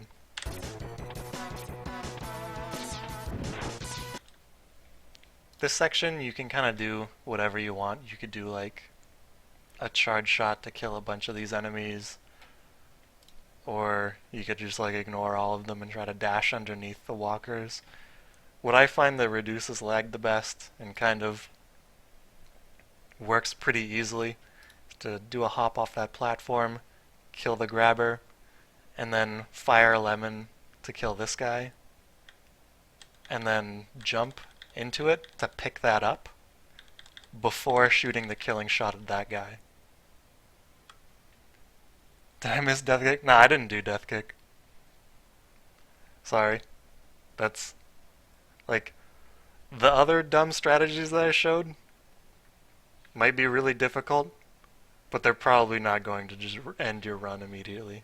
Although I guess Lag City Climb could if you jump too early at the start. Most of the other stuff I show that's difficult will just waste a little time if you mess up. Death Kick is not like that at all. But yeah, you can kill that guy on the way down after grabbing a drop if there was one, and that's pretty nice. It doesn't lag very much at all if you do it that way. When you get to this flat portion right here, this flat purple bit, you can fire a C-Sting and both pieces will hit. Just really convenient. You don't need to go through the door, and I've seen some people jump onto this platform. You don't have to. If you just hold left and dash off, you'll get on the corner every time. Don't bring a charge shot into this fight. Just don't. It's like another 30 frames of lag of this ship blowing apart. So, like, pretty much no matter what, it's going to be slower. Like, unless you forget to shoot at the start of the fight. And one of the reasons you don't need to charge coming in here is blue shots only deal 2 damage to Eagle, and at the start of the fight what you can do is just mash shoot, because even though you're walking, because you lost control of X down below while you were at dash speed, for whatever reason that shot will still be a dash lemon even though you're not dashing.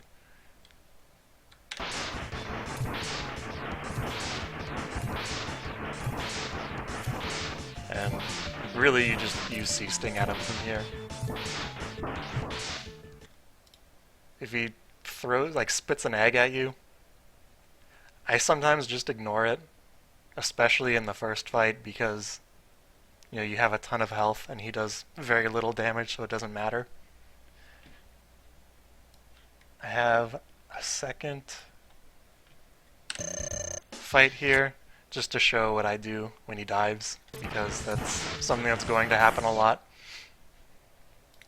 You can, like, dash jump and try to get away and shoot him, or you can dash underneath him, turn around and shoot. But what I like to do is just jump straight up, no dash or anything, and then turn whatever direction he's in, fire, and then just turn away. So, like, it's pretty straightforward to do. That time I got hit. Silly me, but it doesn't do too much damage. And on the final hit, you can kind of just take a 50-50 guess of where he's going to dive from. And if you're right, you get a nice, like, off-screen kill. That just saves a bit on lag. And now, I'll be right back. I'll be back in like 5 minutes or so for part 2.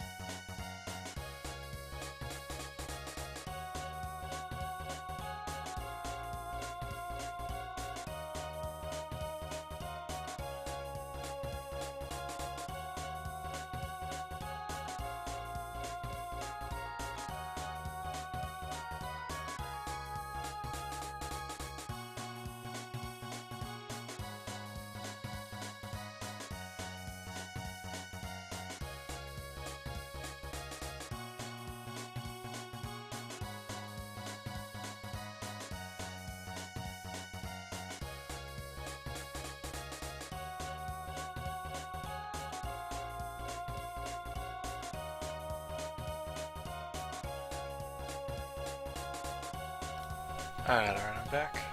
Let's see. Did I miss anything cool?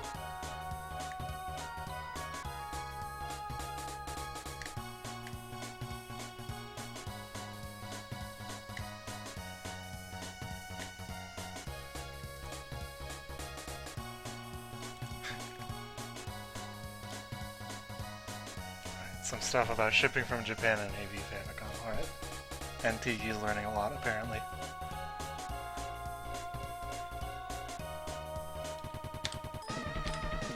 There we go. Let's get rid of this BRB. Alright. Part 2.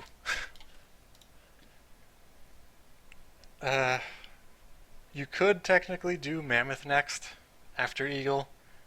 I prefer Mandrill next, just because then Fire Wave isn't in the way for any possible strat you'd want to do. And the easier version of getting through this whole area is to use a lot of Tornado. You can just use tornadoes on like all of these blue guys. It's fairly brainless.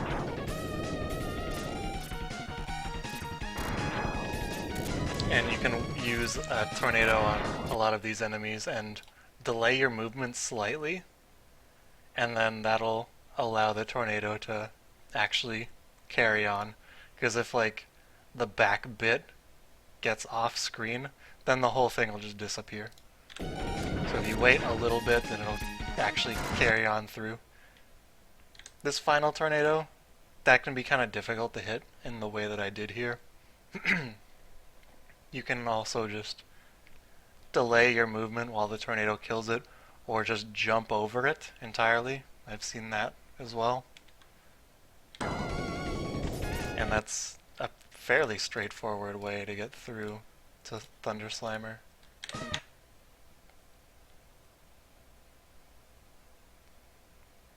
Like this hallway here is probably just the more awkward part of it.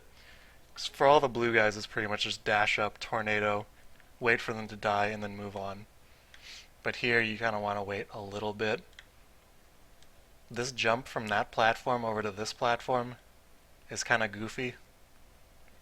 If you don't make it, it's not a big deal. You can just kick, and you're pretty much right back on track. Yeah, I guess there's not much else to say about this section. At least not in this way. Some stuff that you could try, at least on the blue guys at the start here, is to use ice on them, because it's relatively straightforward. Right at the start of the stage, if you fire an ice and then wait a couple frames and then dash, then all of the pieces of the ice will hit. Like, you really don't need to wait long in order to make this work. But if you just dash and shoot immediately, then it'll hit the front and you're kind of screwed. And pretty much exactly the same thing right here. Just as soon as you get up out of the ladder, shoot, dash.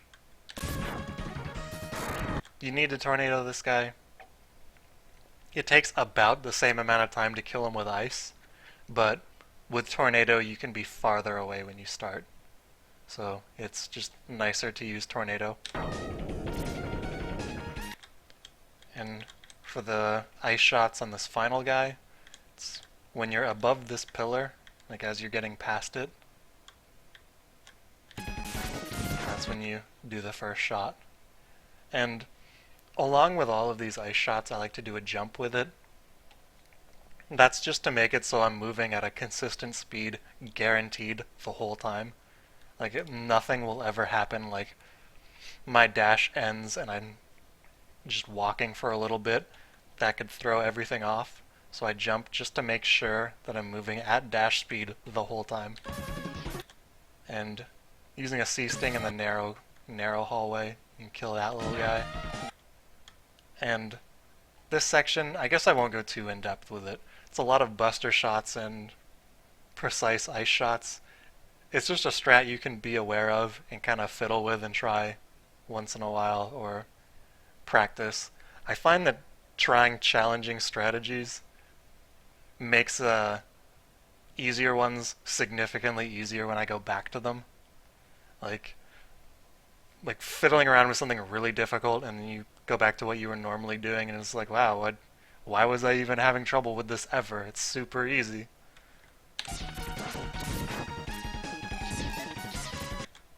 But if you jump from the very edge over here, you can land in front of the bird. So it's also nice in that it cuts out even having to interact with this platform. You can just reduce the number of inputs needed to do stuff to get around. And you're also able to kill this guy with this method, so it saves a little bit of lag. Because those guys aren't very nice for the game's processor, or not the game's processor, the system's processor. They just destroy everything. And the final guy, Tornado, just the same, because you don't have to stop to do that. Thunder Slimer, there's a lot of different things you can do on Thunder Slimer. The most easy one is to just go full Tornado. Just don't give a shit what he's doing. Just keep going off the wall and Tornado him. He'll take like 5, and then he's dead. Another thing you can do is similar. It's where you go Tornado if he's staying on the ceiling, but if he comes down, you switch to either C-Sting or Boomerang.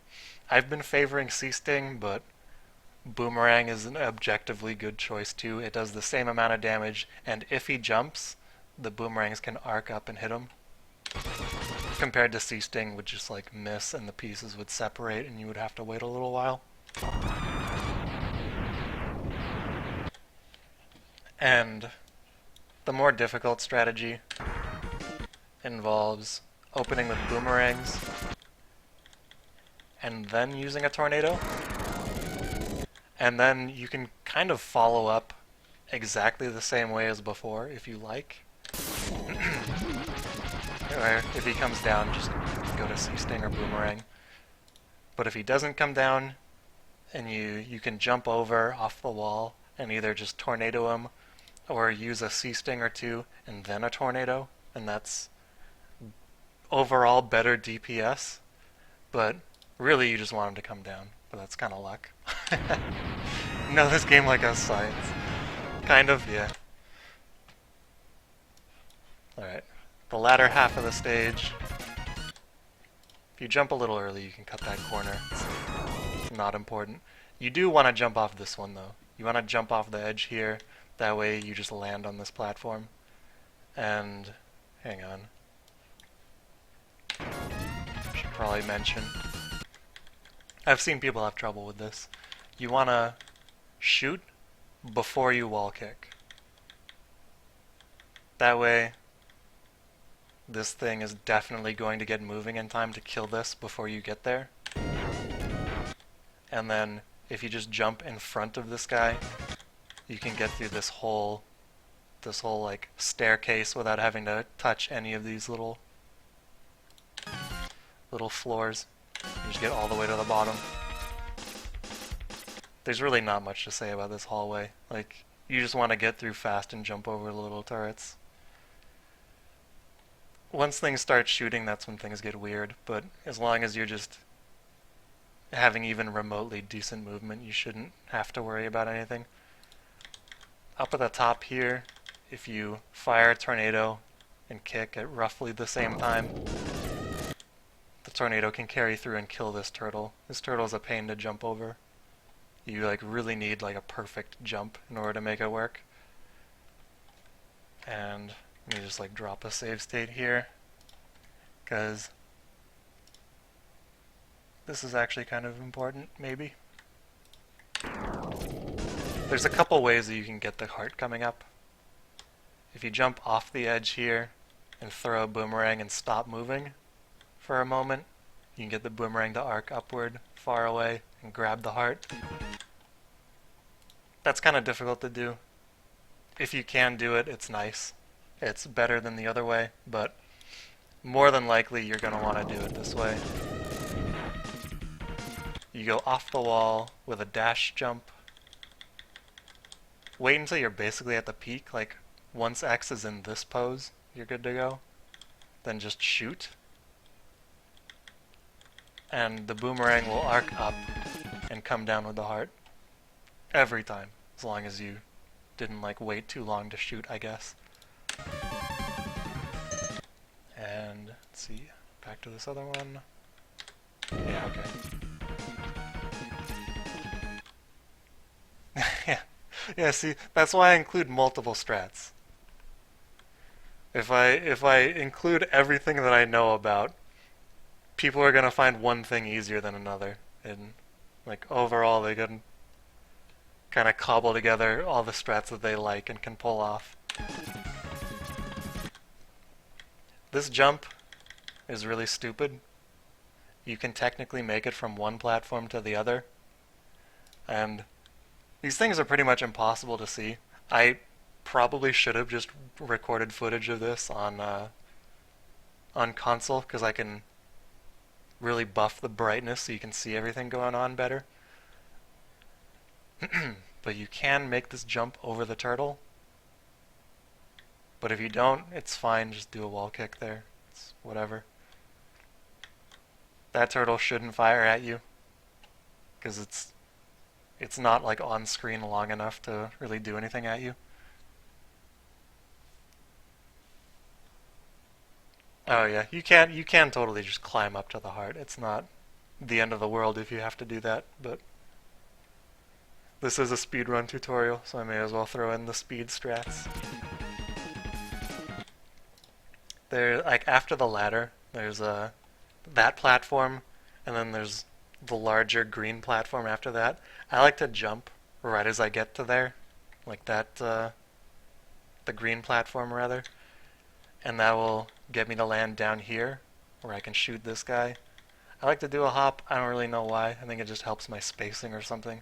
It's probably not very relevant. And right here,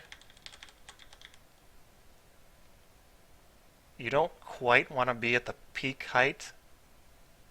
And then you can fire the green shot and jump, and then it'll kill that walker. And it can also kill that guy, but you can also just shoot him on the way down. Alternatively, you can switch to C-Sting, do a wall kick, and then just fire it about here. And all the pieces will split apart. Oh yeah, so you don't get a single dust sprite.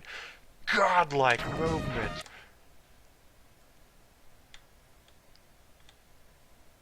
And yeah. You can use a C-Sting, fire it so that way its height is about here, and then the center piece will hit that guy, the lower piece will hit the walker, and the upper piece will just go off screen. The reason that like the Buster is slightly better is just in case one of these guys drop an ammo, then you're guaranteed not gonna care if you're on Buster, so the game's not gonna stop to refill.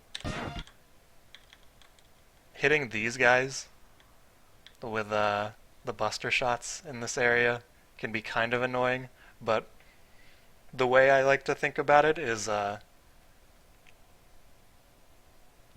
inputs you want to do, you need to time them about like you would if you're standing and then you jump and shoot at a walker. So like you jump and then shoot really close after, and then the lemon will have the height needed to hit this guy. Likewise, you jump and then shoot, and it'll hit this guy, and then jump and shoot exactly the same way, and it'll hit this guy. And you can either shoot this guy early, like I do, or you can go off this wall and then shoot him. Either way, you'll get the full charge shot in time for the fight. Oh, right, I have that in a different video.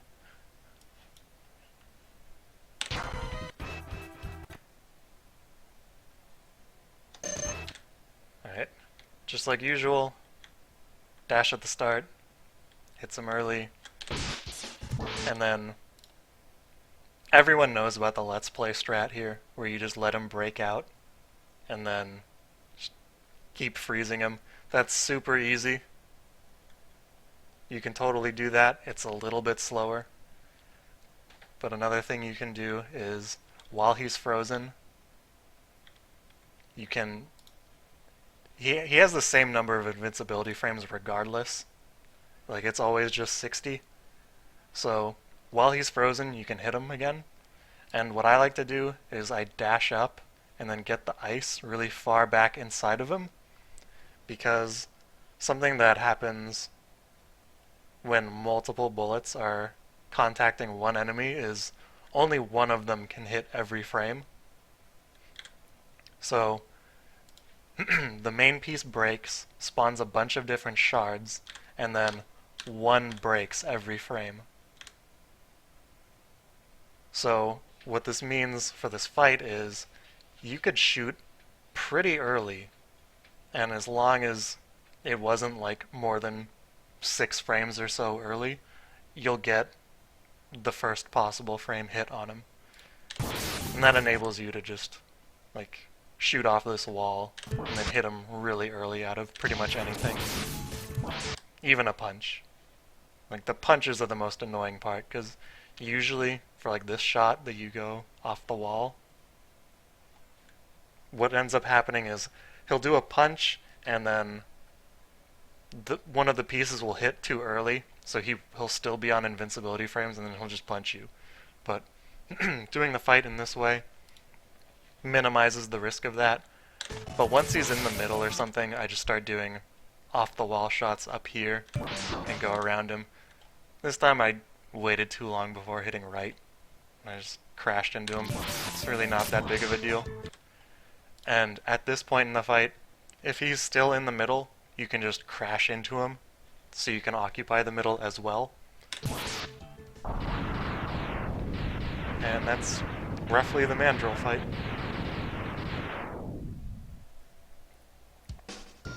In a at least semi-optimal way.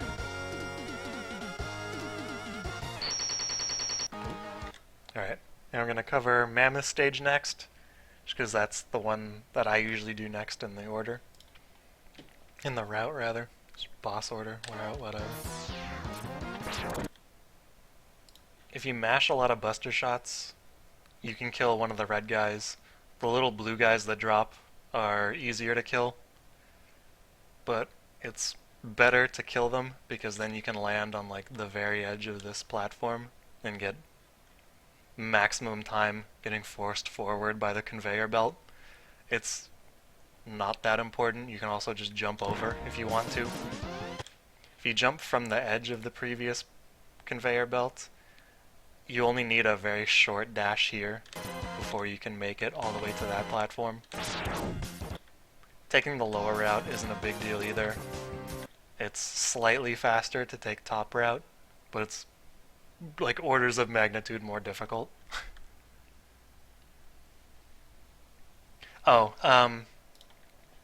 For the purposes of this tutorial, I recorded a ton of footage as movie files in the emulator BizHawk, and I'm just like playing them back so I can do frame advance and rewinds and stuff like that. When I do actual attempts and stuff, I play on Super Nintendo. I like the lower input delay and stuff better. But emulators are pretty much okay for this game anyway. And there's this dark bar right here. If you jump from around there, you can do like a full jump and get around that corner. It's pretty nice. Yeah, BizHawk. It's the preferred emulator on task videos, so it's relatively up to date in terms of accuracy for Super Nintendo and a bunch of other consoles. Anyway, let's check out some top route strats.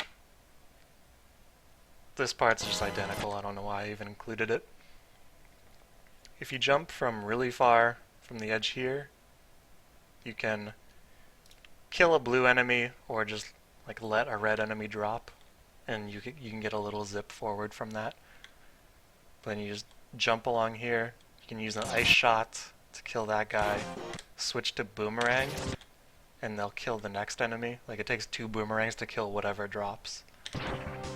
And that's the strat that people generally use for 100% when they do top route.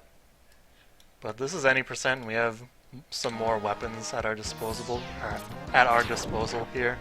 So what I like to do is, Yeah, right there you see the little zip that I got. Like, this guy doesn't have proper collision to like after he's landed, I guess. So it just kind of forces you out.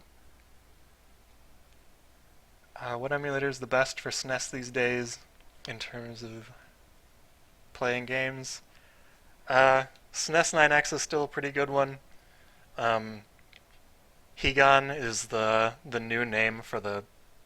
It's like a multi-console emulator now, but it has the BSNES core for Super Nintendo, and that one has lower input delay and is more accurate to the system, but it requires more like processor power to actually run. So if you can run Higan or BizHawk using the BSNES core, then that's pretty much ideal. Otherwise, SNES 9X is fine. ZSNES still exists, but it hasn't been updated in forever, and it was never really that great. Your computer is a beast. Alright, I'll go for Higan then. But anyway, top route. With Spark, it takes 2 sparks to kill whatever enemy. So if you land, like aim for landing on the edge here, you can use 2 sparks to kill whatever, and then another 2 to kill whatever there. And what I like about the Spark is that if you use Boomerang, then when they kill the enemy, they'll just grab whatever drop it was, but Spark will just leave it, so you can kind of just ignore it. Alright. And here's like... yeah, ZSNES is responsible for all the wrong warps that people find.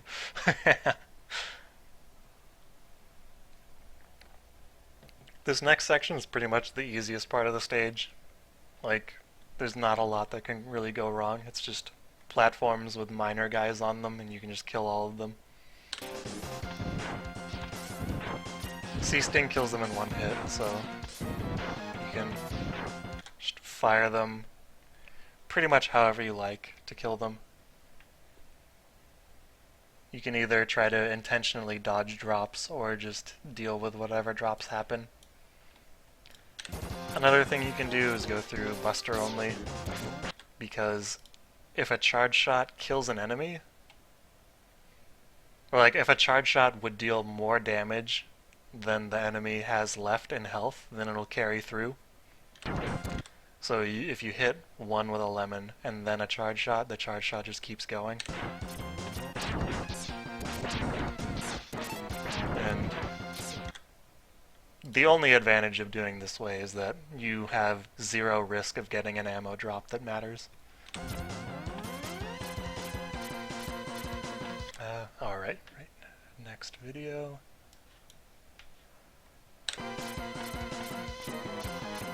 It only takes like 5 kicks to get up here. If you do a jump from around this area, just in this region, you can land roughly on the edge of this conveyor belt. For the same reason as the first conveyor of the stage. It just gives you more time being pushed forward on it. And if a red guy drops, he can also zip you forward a little bit. And I usually dash just enough to get a couple dust sprites here. That's maybe not ideal, but it's kind of convenient, because then with like just 1 quick jump, you end up on the edge here. Just kind of whatever you want to do to get through that section. Oh. End of the stage time.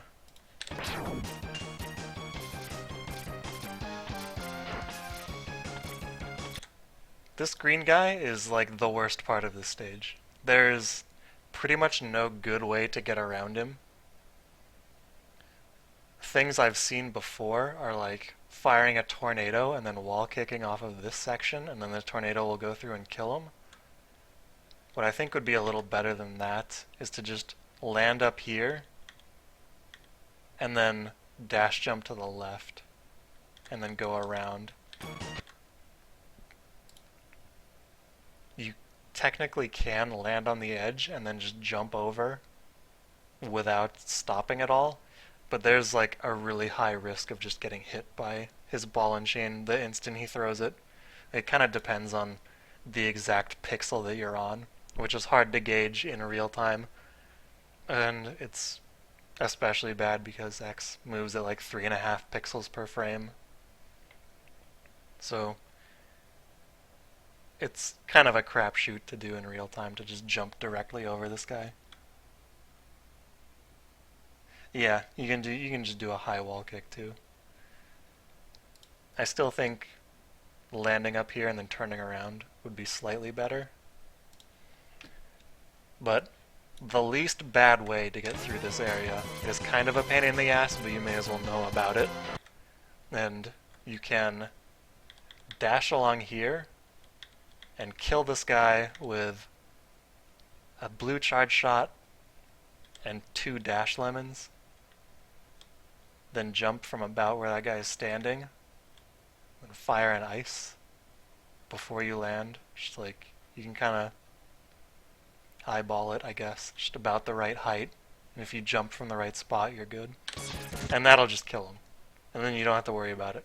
But this is kind of difficult to do properly. But if this hits him a lot but doesn't kill him, you can just dash jump from here and then fire, and then that shot will kill him. You can tornado him, but like, as long as his shield's up, he won't be taking damage. So he'll take damage starting from like when he's starting to throw the ball and chain at you, and that kind of takes a while. You would have to get pretty close and then wait a little while. And it does 1 damage per frame. So from how much health he has, it takes a little while in terms of frame count, just standing in front of him, waiting for him to die.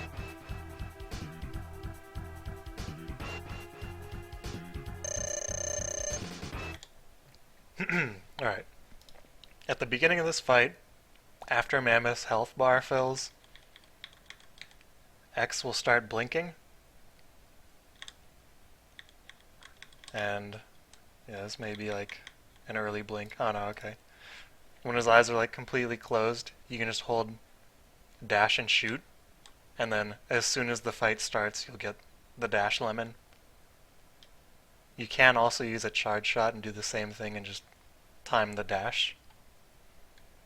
Either way, it doesn't matter. It's about the same speed to hit him. And you only need to hit him with 1 dash lemon. I guess I didn't mention this on other fights, but because bosses have 32 health, and their weaknesses generally do 3, if you hit them with their weakness every time, then at the end they'll be left with 2. So if you just open the fight with the really fast 2 damage hit and then go into their weakness, that makes it a little bit faster than just going with their weakness. And aiming the tornadoes up at like his ears is nice, because then if he jumps, you're still gonna be able to hit him.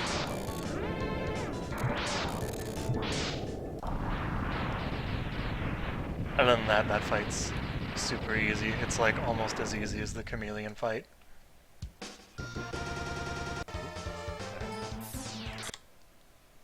Hang on. Rewind this a little bit.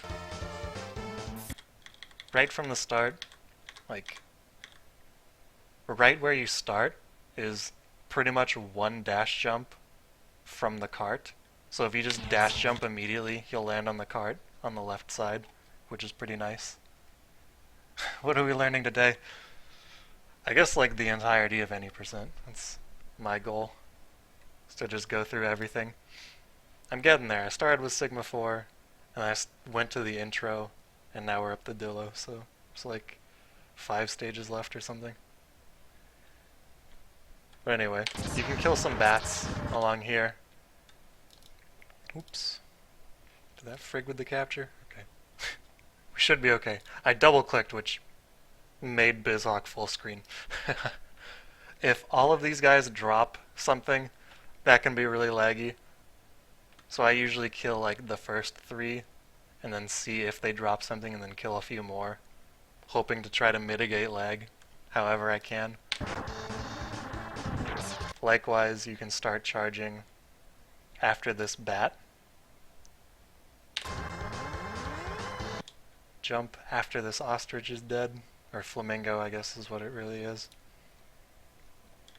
And it doesn't matter a ton where you fire this charge shot, as long as you use it to kill this bat. And then you want to wait a while before you shoot a lemon. Like, the longer you wait, the more easy it is to kill this next bird. Because the speed that you have dash jumping off the cart is higher than the shot speed. So if you wait a while, you'll shoot it from farther forward, and then it'll hit earlier, giving you a larger window to just get the next dash lemon into him. Otherwise, you'll need to shoot another time to kill it. So this is just like what I find to be the easiest way to kill it, is to just wait a while, just delay that lemon a little bit, and then you can get the killing blow as you jump up. And you can kill this bat and jump from like in front of this foreground pillar and cut that corner. This part, you totally don't have to do this part. Like, it's totally okay to just jump over and then kick off this wall, because it's too high to jump over normally. It's slightly better to kick off the left, but that's kind of difficult to do without being slow about it. You don't really need to kill these bats, generally. Like, if you're fast enough with the jump, or the dash jump input, you can just get past them.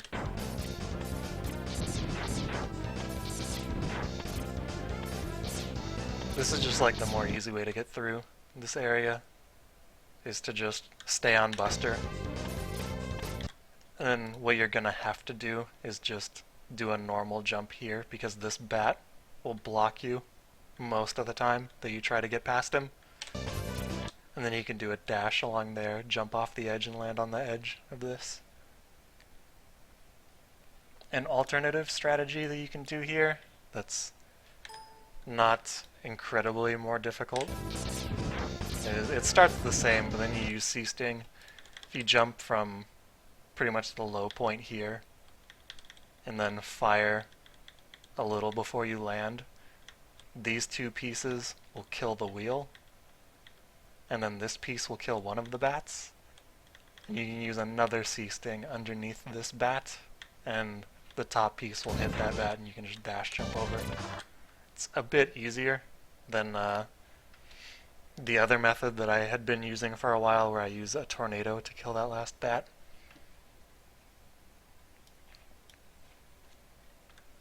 Alright. This next section's pretty free. You just ride a cart. After this guy dies, you can jump off. And you can do a little hop around this corner. It's arguably better to do, but it's difficult to do a short enough jump that it actually matters. Like, you just want to be falling fast.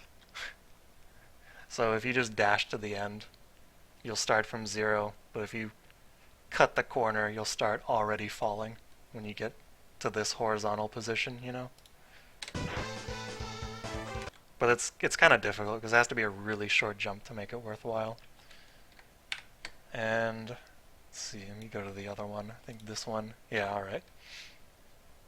You can get past that mole borer by just cutting that ceiling corner a little close. Or you can slide down the side of it, like that last little wall right above the mole borer. If you slide down and just hold right, you'll get past it as well. You can grab this heart for safety if you want it. If you just do a dash jump from, around this area, and then throw the boomerang, stop moving a little bit, you can get it to arc upward. I cut it kind of close on the height and everything. You can totally make this a lot slower and more deliberate if you just kind of stop in this hallway, or this narrow vertical section, do a jump and fire it. So long as you don't climb all the way up here, that's pretty unnecessary.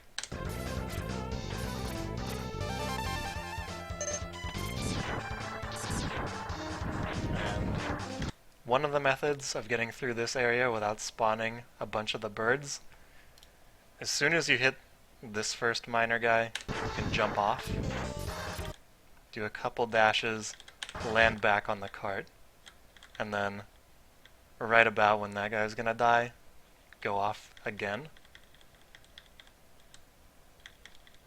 There's a risk here, or at least I had it happen a couple times when I was trying to record this, of outrunning the cart and then despawning it. But if you land over here, it should probably be okay. And we spawned one bird. That's not really a big deal. And about the time you get to this wall, you can jump off and you'll land all the way over here. Like ideally you land on the corner by jumping from far enough back and high enough up. So then it'll just give you the largest distance at the highest speed. And the other way I like to do this, or the way I like to do this rather, the other way you can do this section is when you get in between these two miners, start jumping. You just jump straight up, and when you land, just jump again. You'll do 4 jumps that way, and in between jumps you can tap left to stay more centered on the cart. Wait a little bit, hit that miner, then jump again. And you can even kill that bat for fun if you want. Land again, do a short hop, and then, just like before, hit that miner, jump off. And with this way, there's 0 birds, and I feel like there's less risk of losing the cart somewhere, but it's really up to you. Either of them works fine.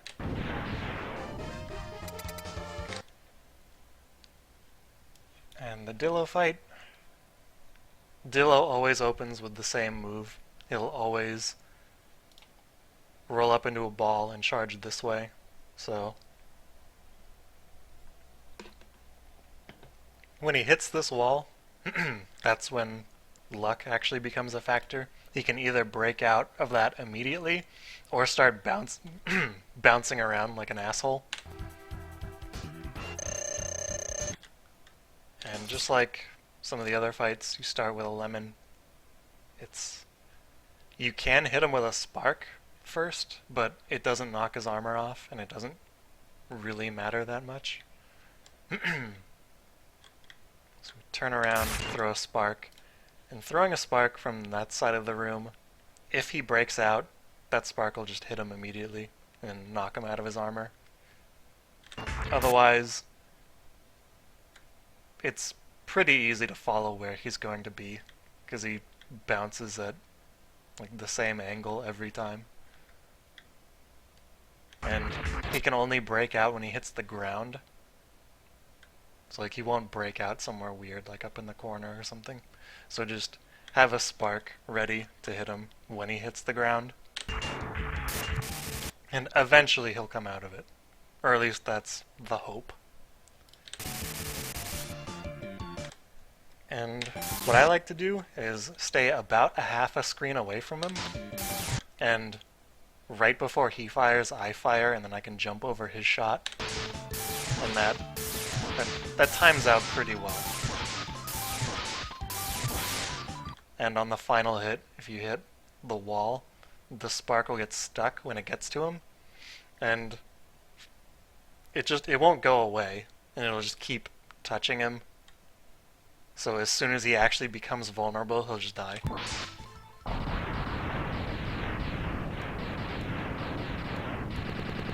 Oop. So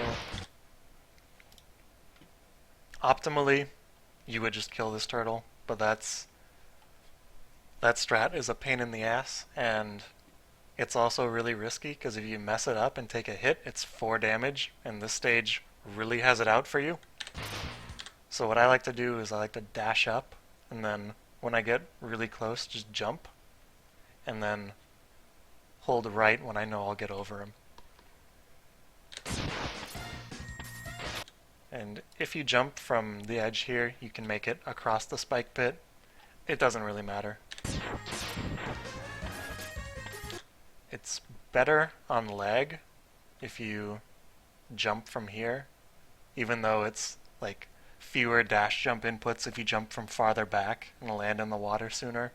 I don't really know why this is laggier, or that one's laggier, but it is what it is. Dash jumping over this part is like actually not trivial. You have to do it pretty fast, otherwise these guys pop up and just hit you. Something you can do to mitigate that is to like drop a tornado here or a sea sting or something, and then as soon as they come up they just die. So you don't really have to worry about it so much. Jump from the edge there, and then you can get past this one without having to worry about it. Like this set can also be annoying if you try to land over here.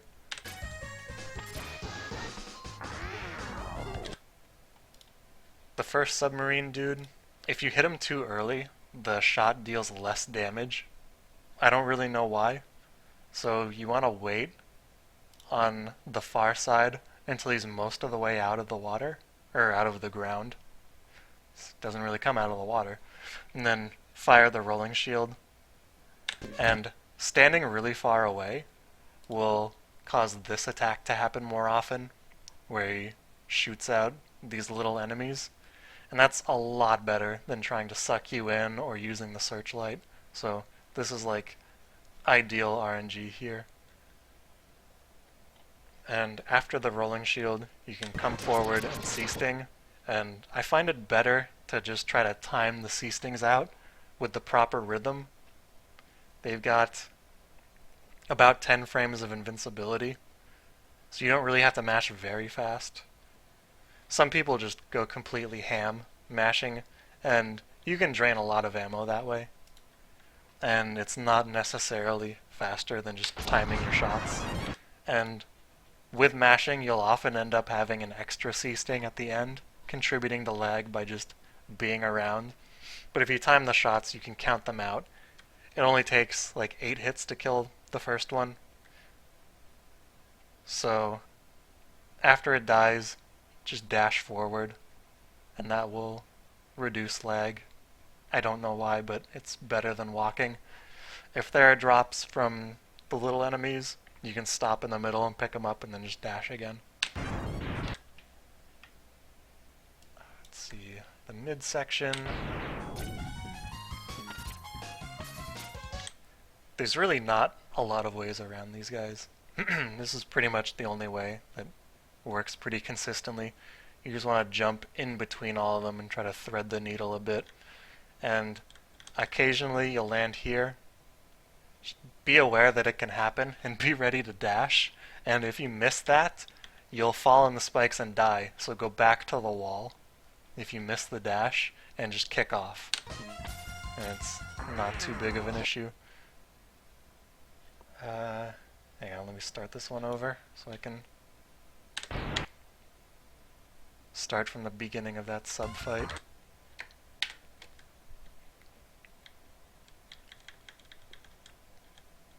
This strat I kinda like. It's fairly straightforward. Once the searchlight is above Mega Man's head, I jump, shoot a sea sting, and then I'll get 2 hits on the searchlight and 1 on the sub itself with this. And then I can come down, and if I don't jump too high, you can get like a double hit on this. Hit both of them at the same time, but it's not a huge deal. And I can just hold right, and I'll be at walk speed, and killing the searchlight will guarantee that he'll just try to blow you away instead.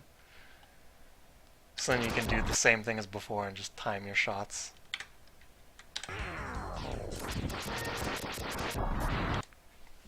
Another strategy you can do is instead of standing over here, you can stand right in front of him. Oh, hang on, I think I actually have a video of that. Yeah, just right in front, and then just start shooting right away.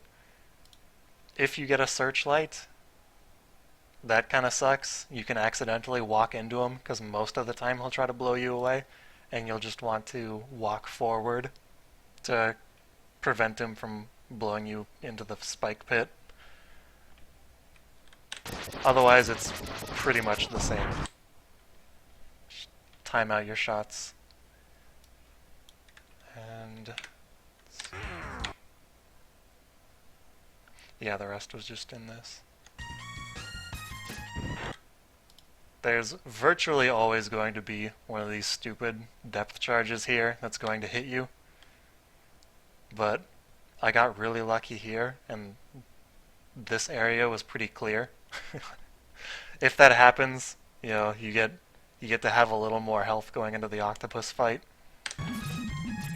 If you've taken a lot of damage earlier in the stage, you can wait around for when the little fish submarine things explode. They generally drop health. You could also technically wait for the Utuboros to drop health, but that takes a lot longer. And you don't really have to wait for it to move on. Whereas the fish sub things are like right there near the camera lock, so you don't lose a ton by waiting for it. While the Utuboros is burrowing around in the ground, you want to come up here, because this, I don't know why it's laggy while the thing is underground and on screen, but this just helps reduce lag a bit just by being up here. If you stand closer to the edge, you can see the bubbles coming up between the health and ammo bars. You want to wait up here about the length of time but it takes for X to like send out 2 sets of bubbles. And then fire the tornado, like stand here and fire the tornado on reaction to seeing this.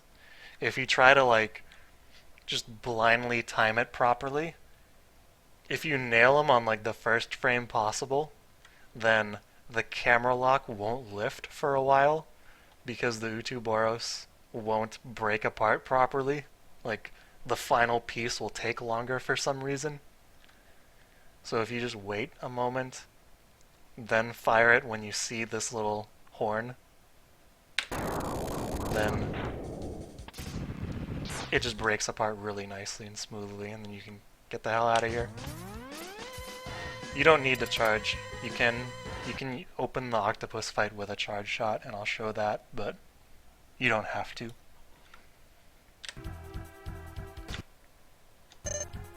The normal way to fight him is to just use rolling shield. If he does this fancy animation where he like wiggles his arms around, then that means he's going to be shooting out the homing torpedo fish. So you can stand close to him to avoid them, because they come out farther away. Otherwise, he'll just shoot immediately a trio of torpedoes, and he'll shoot 2 sets. So you can kind of get in this loop of getting close when he's going to fire these, and farther away when he's going to fire those. It can take some practice, but it's okay to get hit by either of these. They only deal 2 damage. The only thing you really should avoid is bonking into Octopus himself that deals 4.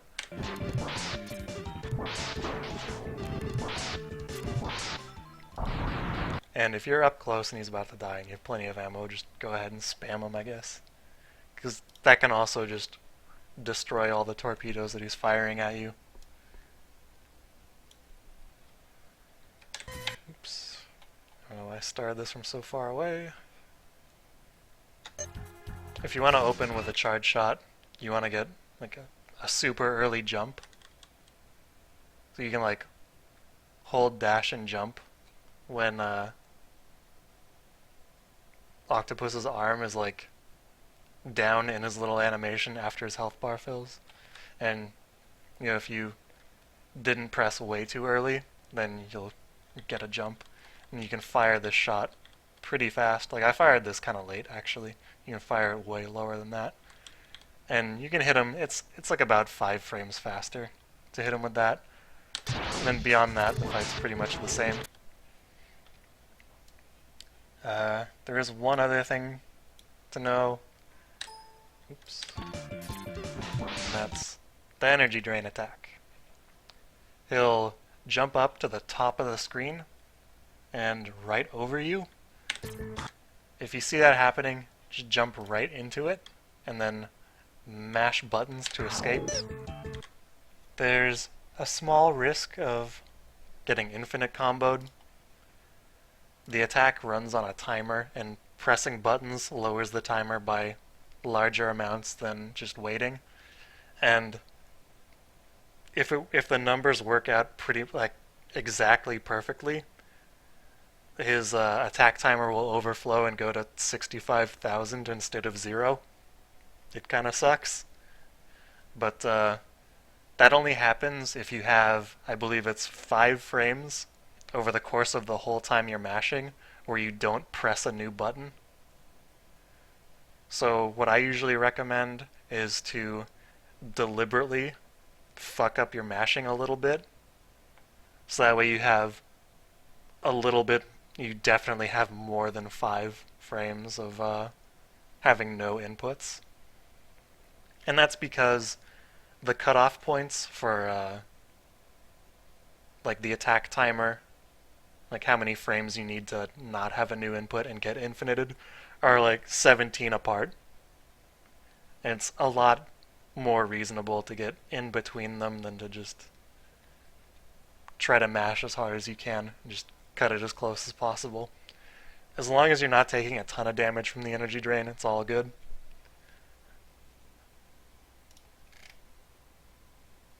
And that's about all there is for the octopus fight. Oh, you can also use Boomerang to cut off his arms, and then he can't use the energy drain attack anymore. And he also can't use the homing fish attack. He can only jump around and fire trios of torpedoes. And that's fine. You can do that. It can be difficult to dodge everything that way too, but it's a pretty reasonably easy fight once you get used to it. But since he can do this attack like at any time, he can hit you with an energy drain after you've hit him with like 2 boomerangs, and it's pretty much all for nothing. Like he can practically open the fight with one of these, and if you're trying to mitigate that, you just get boned anyway. Oops, that's not the right one. Here we go.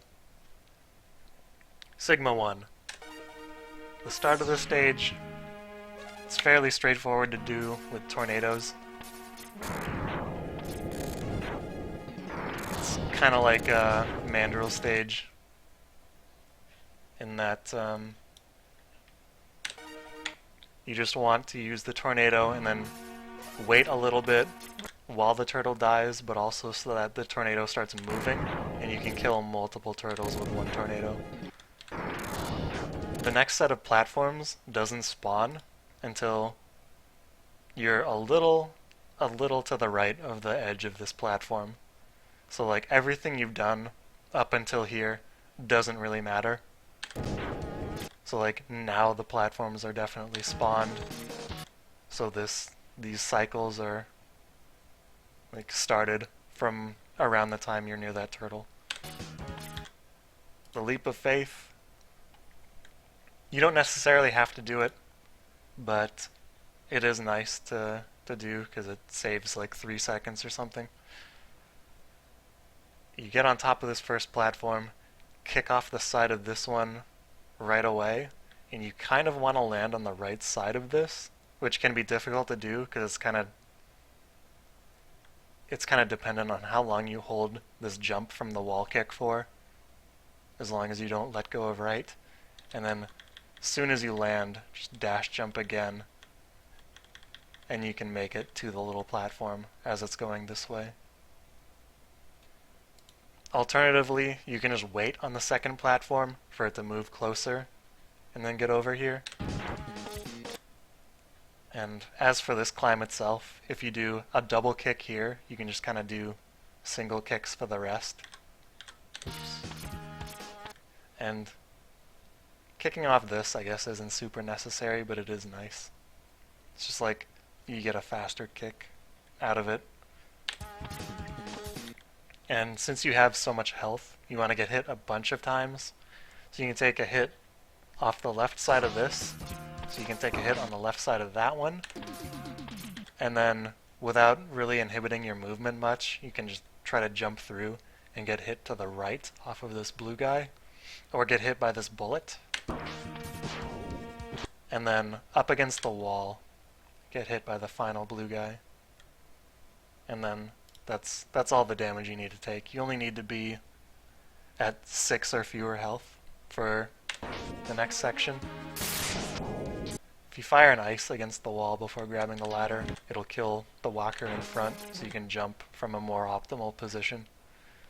Otherwise, you'd have to like jump earlier and then be lower here, maybe bonk this guy, or dash under and then jump up. So it's better to just kill that one.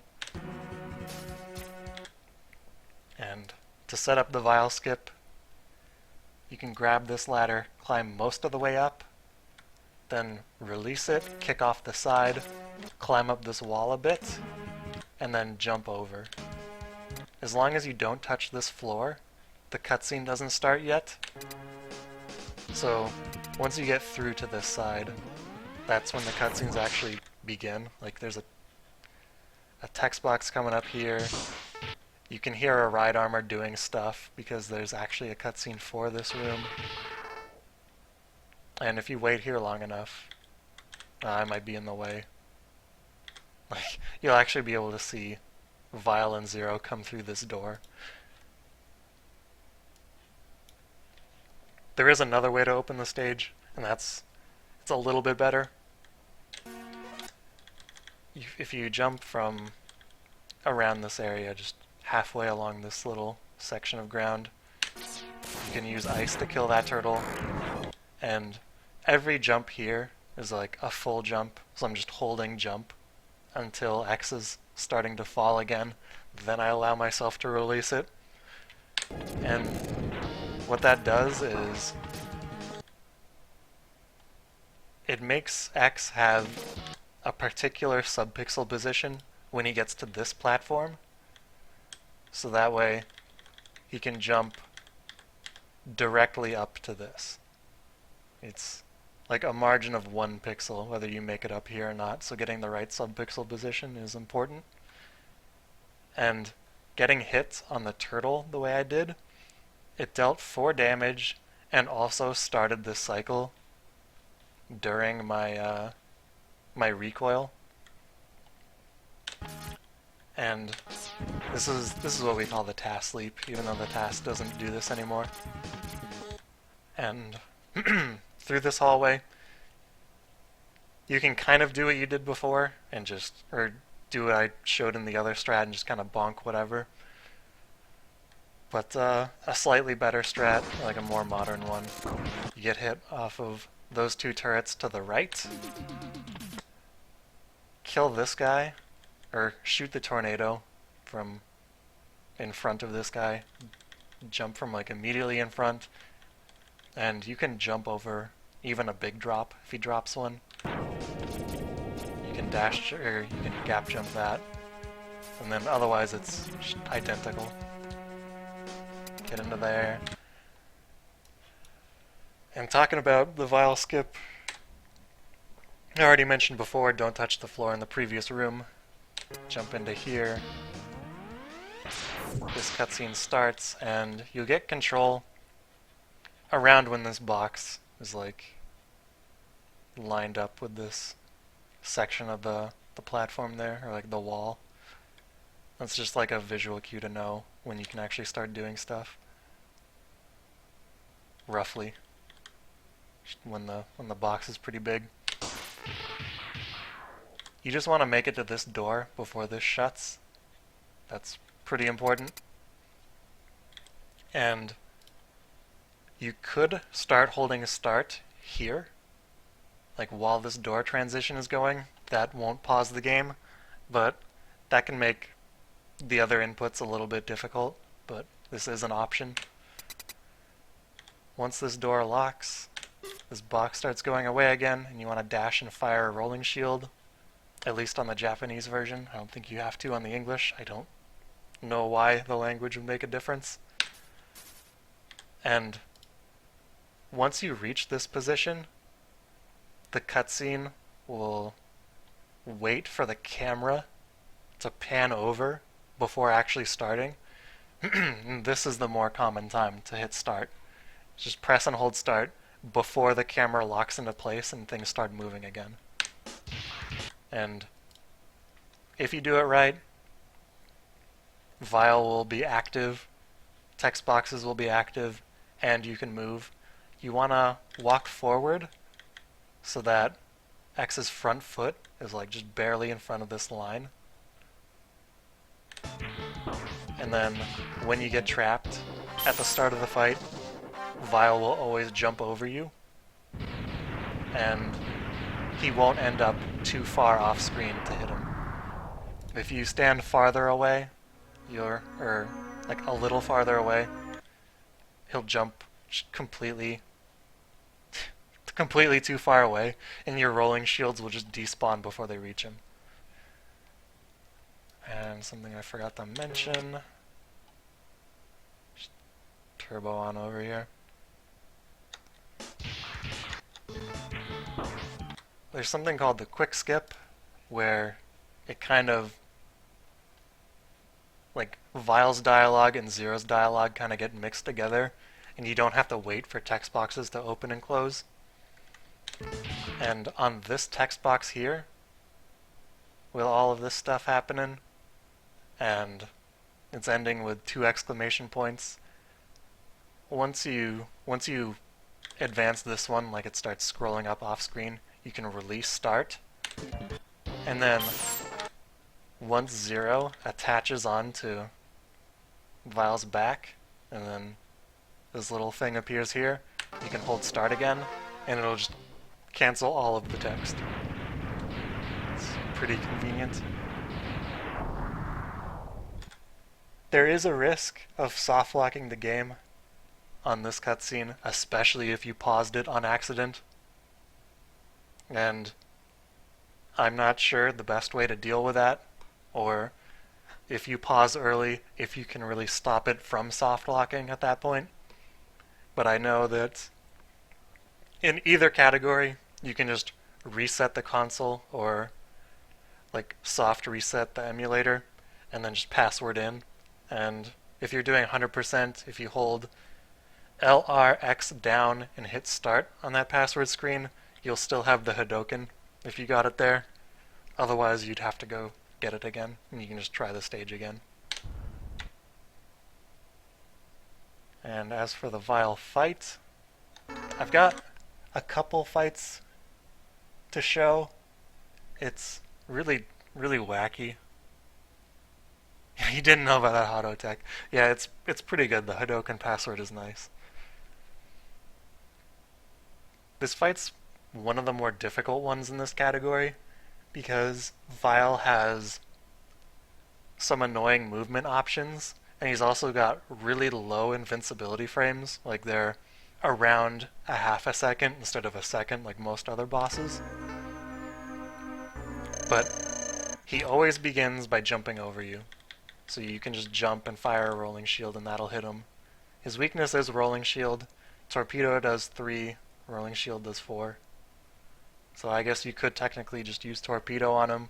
I see people do that in casual play all the time. Rolling shields are just a bit better. And I like to get to a little left of center of the screen, I guess, just like around this area. Just walking to the right, firing rolling shields left every once in a while. And from this kind of distance, you can try to react to what he does, like either jump over you, or dash up, or fire a shot at you. I just find that spacing to be most convenient for me. It's kind of up to you how you want to fight this guy. And it's really a lot of reaction. If he fires directly at you, you can just jump over it. If he dashes at you, you can jump over him. And if he jumps,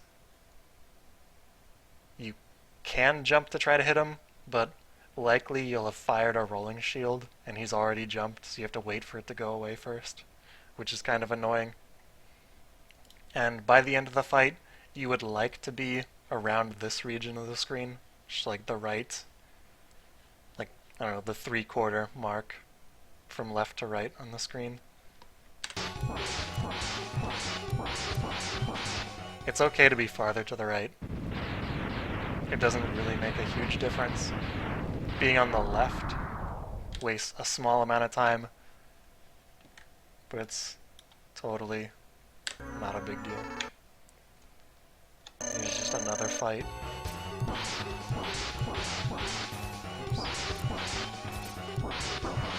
Oh, if you get too far to the right and he jumps over you, like, the distance he jumps is kind of reliant on how far away from him you are. So if you get too far to the right, like too far away from him, when he jumps over you, he'll end up super far away. And if he gets too far off screen, rolling shields won't reach him anymore. So it's kind of important to, like, not just get to the edge of the screen, just to be away from him. And I guess just watch that one again, just to show the fight a little bit. This fight definitely takes a lot of practice. Yeah, if he dashes at you, you can also just dash away from him. His dash and your dash will be, I don't know, about the same length. And beyond that, it's just some cutscene. When you get this demo shot, like part of the cutscene, when X has these like gold particles around him, that's usually when I hold right and shoot, and then you just get a dash. I don't really know why.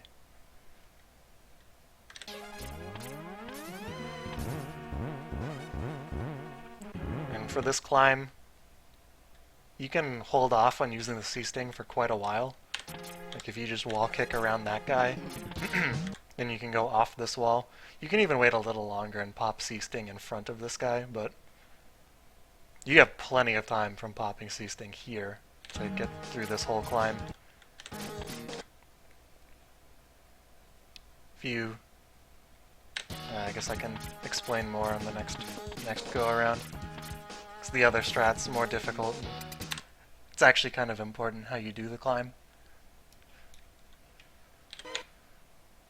Turbo through this. Releasing the C-Sting early saves a bit on lag. When this guy throws his ball and chain, and you're charging, and these things are all existing, it gets pretty laggy. But if you release the charge early, it mitigates a lot of the lag, and you can also just jump right through this guy. You can also jump off this platform to here and just kick off this a little bit faster than going all the way to the wall and then back. And you kind of want to cut the jumps to these platforms as close as possible doing this strategy, and do 7-pixel kicks like the one I didn't do here. Like kicking this line basically will get you up here past this green guy, and ideally as soon as you get past him your C-Sting expires, and then you can switch to Torpedo, get a damage boost off of this guy, gap jump this, and then be ready to do a strat here. You can either fight this guy exactly the same as before, except opening with a lemon, or you can do this strategy where you get a double hit on him, where like you go at him, jump, and then fire, so at least one of these misses him, and then you just hope that he comes at you more, and then they'll swing around and hit him a second time, so he'll take 8 damage from one charge shot.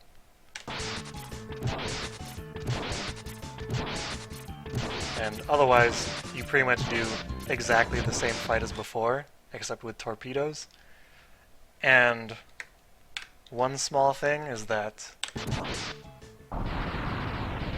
after you hit him with the killing shot, but before he started exploding, there's a period of time where you can start charging, and if you just hold the killing shot, you'll end up with charge particles around you, and that'll contribute to lag in the area.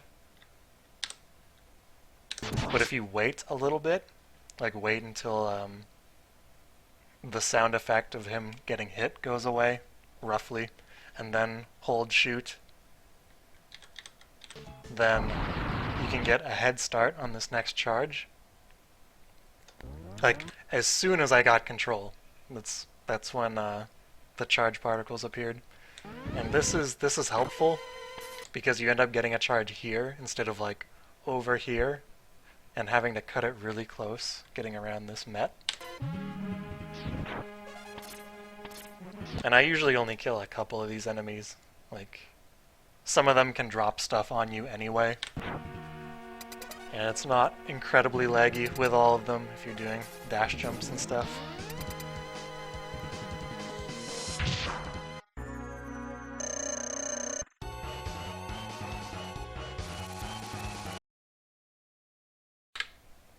Something to note about Bow Spider. Bow Spider will always cross if it encounters one of these little horizontal ropes on its way down. So you can use these to try to read the pattern as soon as it appears. If you have trouble with that, you can also pause and unpause a few times. And that'll give you the time of the game fading in and out to read the pattern faster. Impossible Spider. Oh, and if Spider crosses a rope at this height, if you're standing here, you will get hit, but any of the other ones you're fine. Like this one's high enough that crossing over X won't hit him.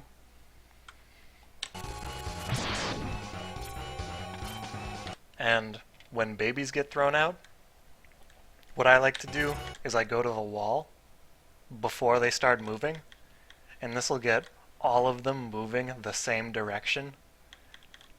And then I kind of hang out on the wall a little bit, and then I just jump over, and this will always jump over all of the spiders. So once spiders are thrown, I kind of just do the same movement every single time. So I just ignore that they're there completely, and I just read the pattern instead. So that gives me that time that I need in order to read the pattern, while I'm just executing the same move that I do every single time babies get thrown out. And from any of these little ropes, if you're standing in the middle and do a dash before releasing the sled, you'll hit Spider. So just any of these, you only have to be in the middle.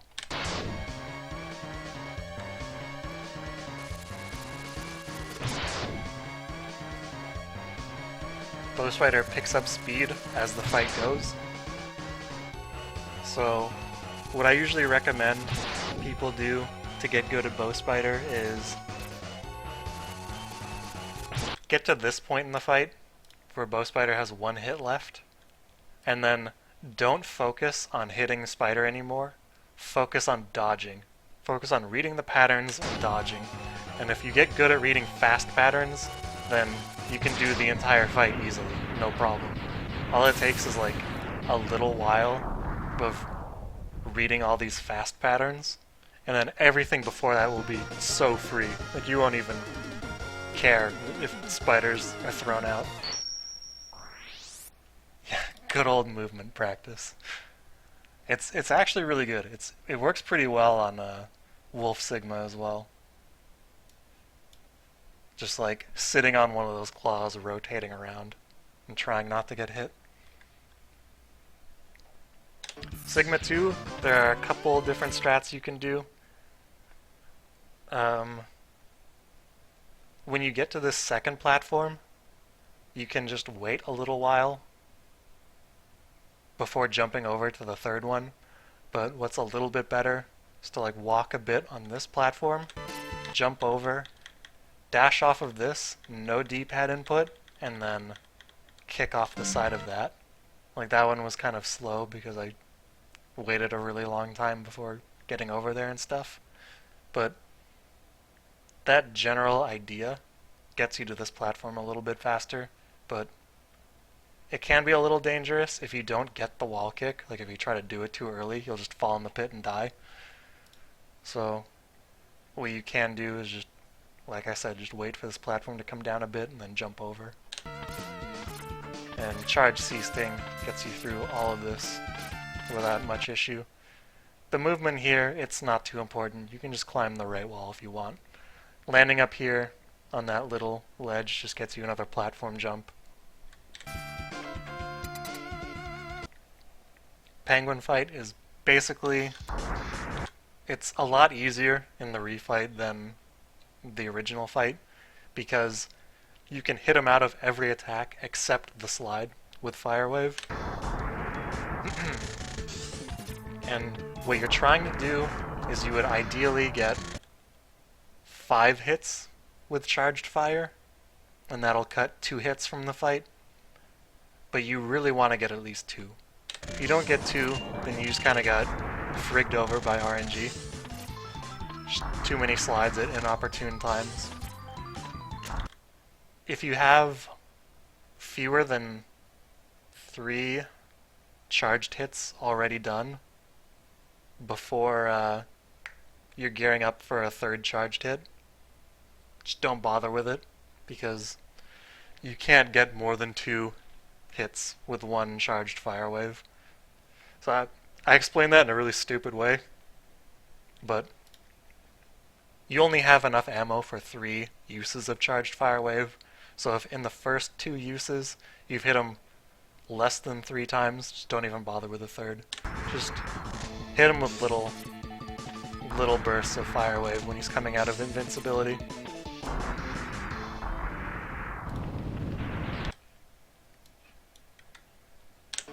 Another opening strat that you'll see people do is roughly the same.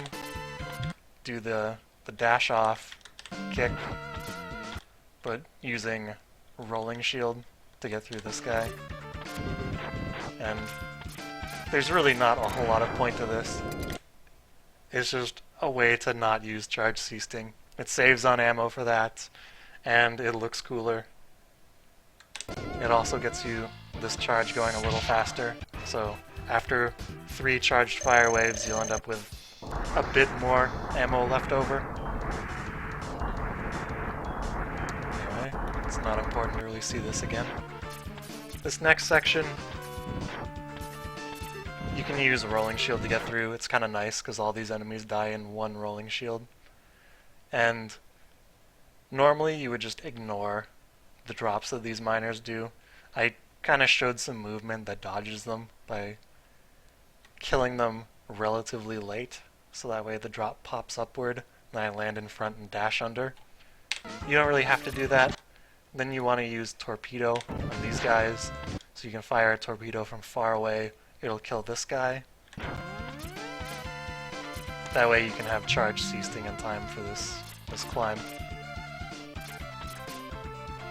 This climb was a little sloppy here, just because I'm so used to trying to gap jump everything that I was like kind of trying to, but I realized I shouldn't do that in this. Oops. You can also just use Buster on everything here.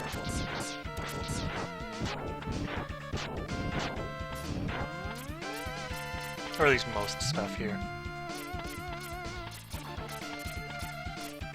And just gap jump all those. Eagle fight, this is pretty much identical to the previous one. If he comes up like this, it's nice to get to the right side, because you want to go to the right anyway after the fight ends. So if you can get over here while the fight's going on, it's just like a little extra time save, I guess. If he's doing dives, stay to the left of this like pillar. Just stay like a little to the left, because if you go too far to the right, then if Eagle flaps down on the right side, you won't be able to hit him. It'll just be completely impossible.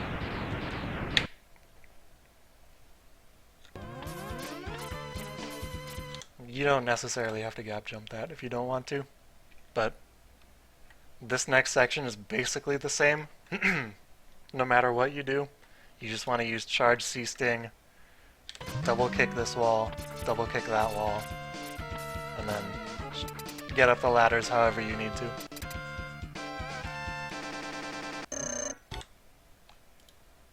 Rangda Bangda, there are a lot of different patterns that can happen. There's just a lot of things that can be done in this fight. So I'm just gonna describe like a more bare bones version, I guess. If you want to get more in depth with it, you can practice a bit yourself or ask specific questions to people who run this game. A lot of people running it now, like Walrus, Akiteru, Fatso, they know a lot about like Rangda and all the other parts of the game, so just asking other people if you have specific questions is nice, but you could really talk about dumb patterns here all day, because these eyes are random. The nose isn't so much random, but it can be pretty annoying, and there are different ways of opening. Like you can use C-Sting or you can use Ice. I'm just going to show the C-Sting variant, and we're going to kind of focus on showing how to one-cycle the nose, because that's kind of important. If you miss the one cycle, then you have to sit through the walls closing, or walls opening back up and then closing again, like the next time the nose comes around. That's just something that I like to do when I get a right blue eye at the start, is I get 3 hits pretty quick and then cross to the other side. That way I can shoot twice real fast, and if this eye opens, it would get hit by that top shot. It's just a little convenient, but doesn't always work out.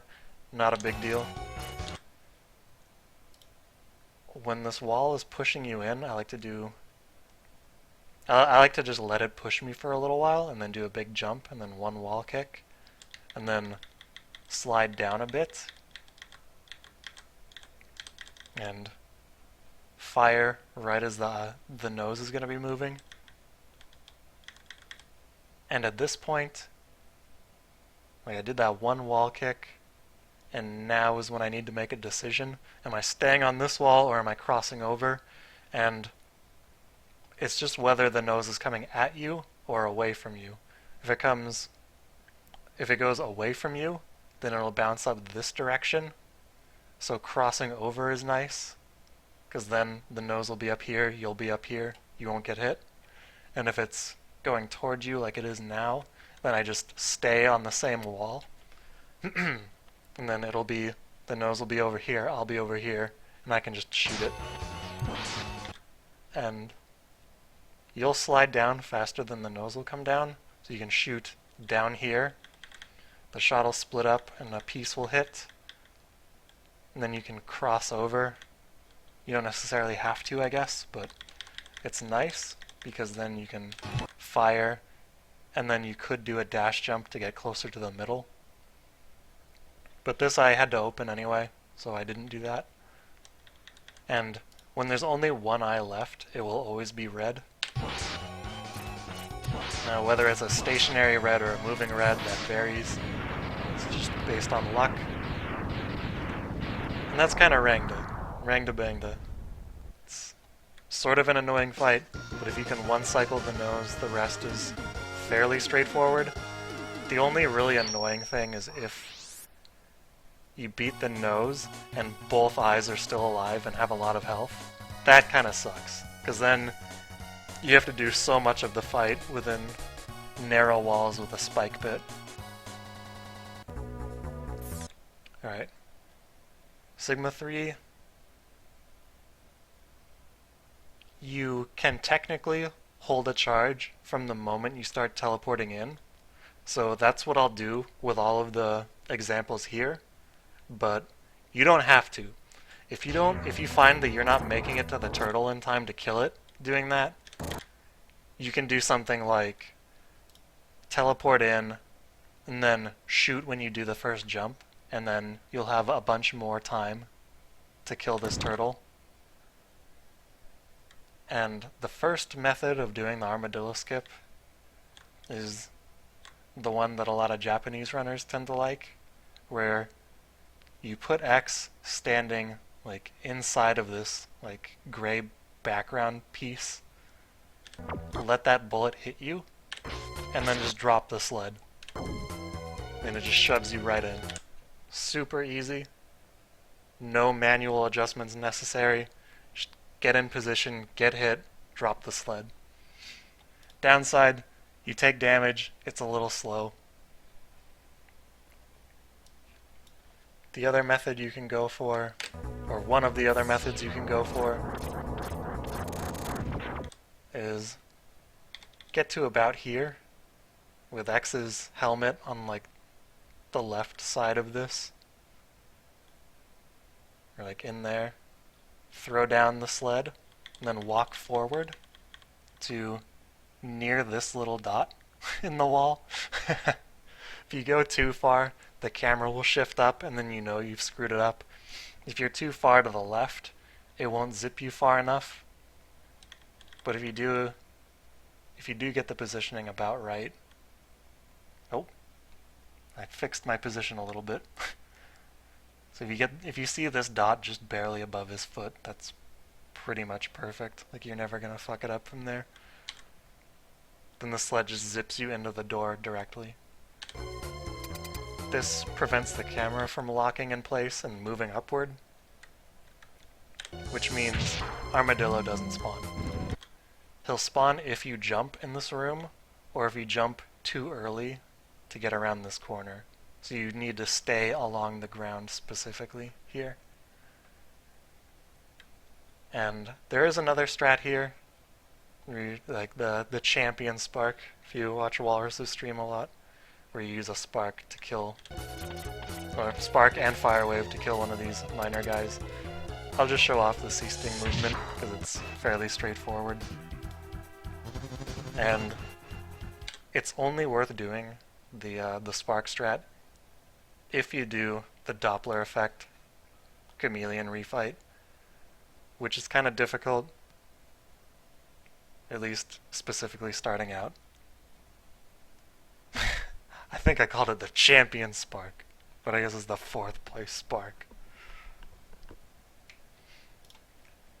But the Doppler effect fight is a little bit faster, but it's also more difficult, and if you screw it up, there's not really a backup to get you on track to still do that fight properly.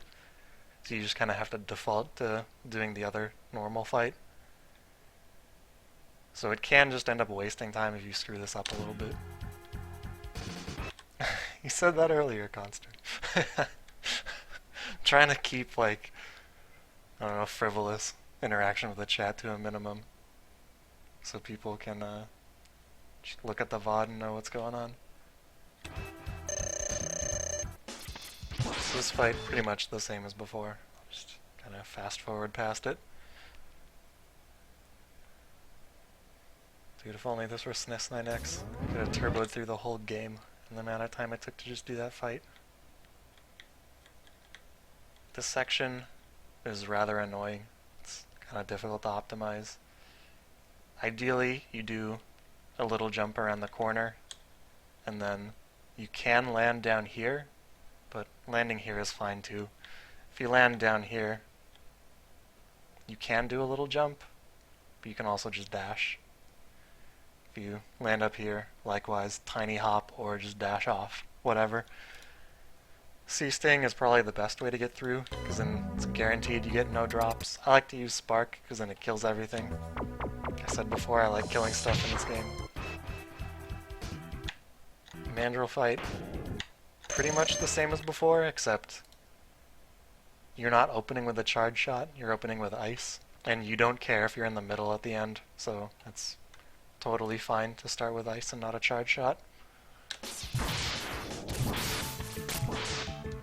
Just like before, if you hit him point blank, then one of these hit on every frame, so it can help you get frame perfect hits easier.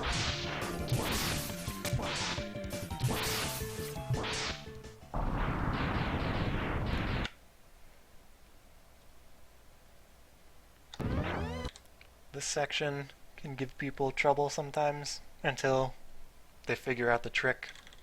And the trick is just get to the right. Just get close to the wall. And then go left. Because then that fish will be there, sucking this direction, instead of facing over here, sucking that way. That way, you dash off of this, release the charged spark like inside of it, and that'll kill the fish pretty much immediately before it hits you. This guy's trying to pull you in, so you completely dodge this platform. And the spark will also kill that final fish there. And something you can do here is, if you like hitting octopus with a charge shot at the start of the fight, you can weapon swap to Buster after the spark is gone and just fire a lemon here, and you'll have the right level of charge by the time you get to the door.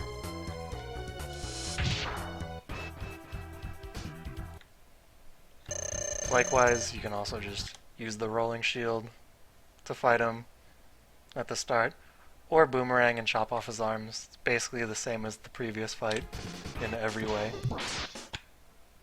It's just you would rather not take damage here, just because there's more fights coming up.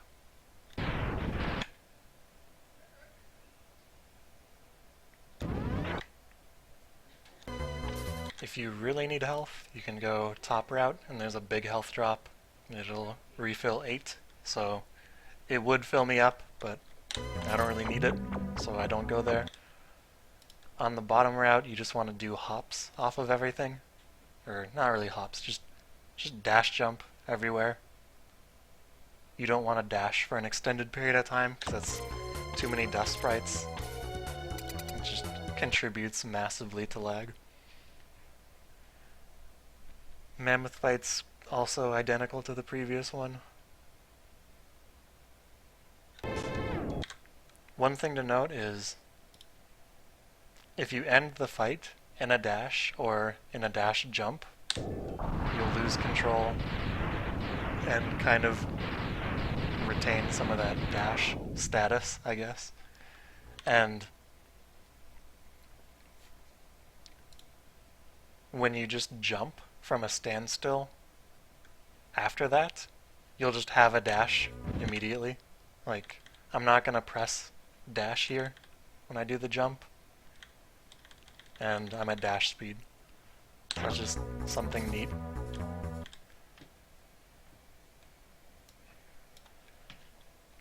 D-Rex can be a pain. There's some patterns he can do that really suck. Once he gets below half health, he starts moving way faster, and that's when things really get dangerous.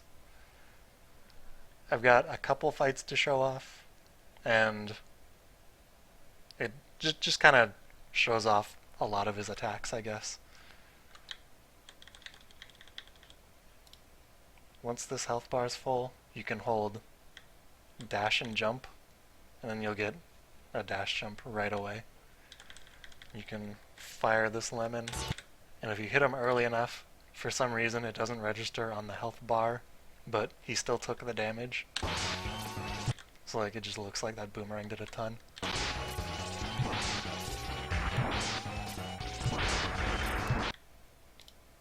Once he's chomped once, if you get underneath him, you can bait him into doing it a second time.